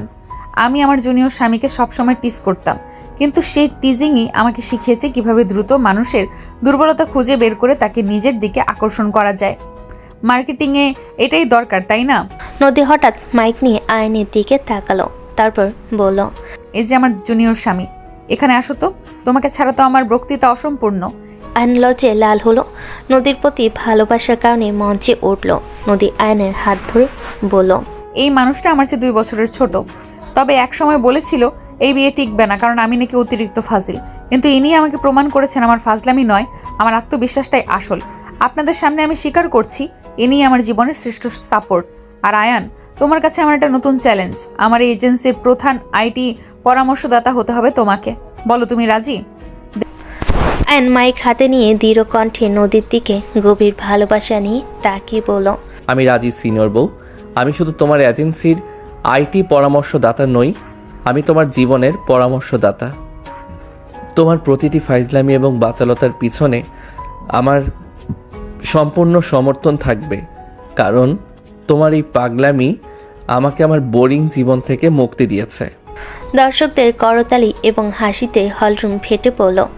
আইনের বস মিস্টার দাস, যিনি তাদের বিয়ে নিয়ে একসময় সন্দেহ ছিলেন, তিনি এগিয়ে এলেন। তিনি আইনকে জড়িয়ে ধরে বলল, দেখলেন জুনিয়র, তোমার বসও কিন্তু আমার ফাজলামি মেনে নিল। এখন থেকে আমাদের রোম্যান্স শুধু বেডরুমে নয়, আমাদের ক্যারিয়ারেও চলবে। তোমাকে আরো বেশি টিস করব, যেন তুমি আরো বড় সফলতা পাও। আমি প্রস্তুত সিনিয়র বউ। এখন থেকে আমাদের জীবনটাই হবে কমেডি, প্রেম আর চ্যালেঞ্জের এক মিশ্রণ। কিন্তু মনে রাখবে, তুমি আমার ফাজিল সিনিয়র, কিন্তু আমি তোমার জীবনের শেষ আশ্রয়। তাদের এই ক্যারিয়ার বিজয় তাদের ব্যক্তিগত সম্পর্ককেও আরও দৃঢ় করল। তারা দুজনই এখন সফল এবং তাদের ভালোবাসা, ফাজলামি আর জেদের পরীক্ষাকে জয় করেছে। নদীর এজেন্সি সফল হয়েছে, আইন তার কর্মজীবনে আরও উঁচু স্থানে পৌঁছেছে। আজ তাদের বিয়ের 2য় বার্ষিকী। আইন তার স্ত্রীকে নিয়ে ছাদের বাগানে এসেছে। বাগানটি নদী আর বাচালতা ও সৃজনশীলতা দিয়ে সাজিয়েছে। নদী, তুমি এই বাগানটাকে কি সুন্দর বানিয়েছো। দেখলে মনে হয় যেন তোমার মনের মতোই রঙিন। ধন্যবাদ জুনিয়র, এটা আমার ফাজিল বাগান। আর তুমি এখানে কি করছো? চুপ করে আছো কেন? আজ তো আমাদের 2nd অ্যানিভার্সারি। তুমি কি আমাকে টিস করার জন্য কোনো ফাজলামির আইডিয়া আনোনি? আমি এনেছি সিনিয়র বউ, কিন্তু সেটা বলার আগে তোমাকে একটা কথা জিজ্ঞেস করতে চাই। তুমি কি আজও আমাকে আমার চেয়ে বয়সে ছোট বলে মনে করো? না আয়ান, বয়সটা এখন আমার কাছে শুধু একটা সংখ্যা। তুমি যখন আমার অতীতের কষ্টকে মুছে দিয়েছিলে, যখন তানিশার সামনে আমার পাশে দাঁড়িয়েছিলে, সেদিনই তুমি আমার কাছে সবচেয়ে বড়, সবচেয়ে সিনিয়র হয়ে গিয়েছিলে। তুমি আমার বস। তাহলে আমার প্রতি তোমার ফাইজলামি কেন? আরে ফাজলামি তো আমার রোম্যান্স জুনিয়র। আমি তোমাকে টিস করি কারণ আমি চাই তুমি সব সময় আমার দিকে মনোযোগ দাও। আমি চাই তুমি সব সময় আমার চেয়ে বড় কিছুর চ্যালেঞ্জ নাও। আমার বাচালতা তোমার সফলতা জ্বালানি। আমি তোমার এই জ্বালানিতে অভ্যস্ত হয়ে গেছি নদী, আর এটাই আমার ফাইজলামের আইডিয়া। আমি চাই। কি চাও বলো? আমাকে কোনো ফাজিল ডায়লগ দিতে হবে, নাকি আবার মেঝেতে ঘুমানোর চ্যালেঞ্জ? আমি চাই তোমার এই ফাজিল স্বভাব যেন আমাদের সন্তানকেও প্রভাবিত করে। আমি চাই আমাদের জীবনটা সবসময় এমন হাসি খুশি আর পাগলামিতে ভরা থাকুক।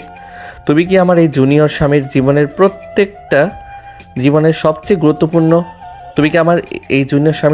সবচেয়ে গুরুত্বপূর্ণ প্রজেক্ট নিতে রাজি? নদী অবাক হয়ে আয়নের দিকে তাকালো। তার চোখ ছলছল করে উঠল। সন্তান? আয়ান, তুমি আমাকে এত বড় স্বপ্ন দেখাচ্ছ? আমি তো ভেবেছিলাম আমার এই বাচাল স্বভাবের জন্য তুমি হয়তো আমি আর কোনো ফাজিল ভাবনা ভাবতে চাই না নদী। আমি তোমাকে নিয়ে একটা সুন্দর ভবিষ্যৎ দেখতে চাই। একটা ফাজিল বউ আর তার গোছানো স্বামীর ভালোবাসার গল্প যা কখনো শেষ হবে না। তুমি কি আমার এই প্রস্তাব গ্রহণ করবে সিনিয়র বউ? নদী তখন আর কোনো ফাজলামি করল না। সে আয়নকে শক্ত করে জড়িয়ে ধরল। গভীর ভালোবাসা নিয়ে সে বলল, আমি রাজি আয়ান। আমি তোমার জীবনের সবচেয়ে গুরুত্বপূর্ণ প্রজেক্ট নেওয়ার জন্য তৈরি। আর আমি নিশ্চিত আমাদের সন্তান হবে আমাদের মতো ফাজিল এবং তোমার মতো বুদ্ধিমান। সে হবে আমাদের ফাজিল প্রেম কমেডির শ্রেষ্ঠ সৃষ্টি। আমি সেই দিনের অপেক্ষায় থাকবো, কিন্তু মনে রাখবে তুমি আমার সিনিয়র বউ হতে পারো, কিন্তু সন্তানের নাম রাখার দায়িত্বটা আমার। ঠিক আছে, তুমিই নাম রাখবে, কিন্তু সেই নামটা যদি আমার পছন্দ না হয় তবে আমি কিন্তু সবার সামনে তোমার কলার ধরবো। এটা আমার ফাইনাল কথা। তার দুজনেই চাঁদনি রাতে একে অপরের দিকে তাকিয়ে হাসলো। তাদের সম্পর্ক শুরু হয়েছিল অদ্ভুত পরিস্থিতিতে, কিন্তু আজ তা পূর্ণতা পেল ভালোবাসা, বিশ্বাস এবং তাদের নিজস্ব ফাজিল কমিটির মাধ্যমে। আয়নের শান্ত জীবন নদীর বাচালতায় ভরে উঠল, আর নদীর জেদি স্বভাব আয়নের ভালোবাসায় শান্ত হলো। তারা অতীতের সব ভুল ভুলে এক নতুন মধুর ভবিষ্যতের দিকে এগিয়ে গেল।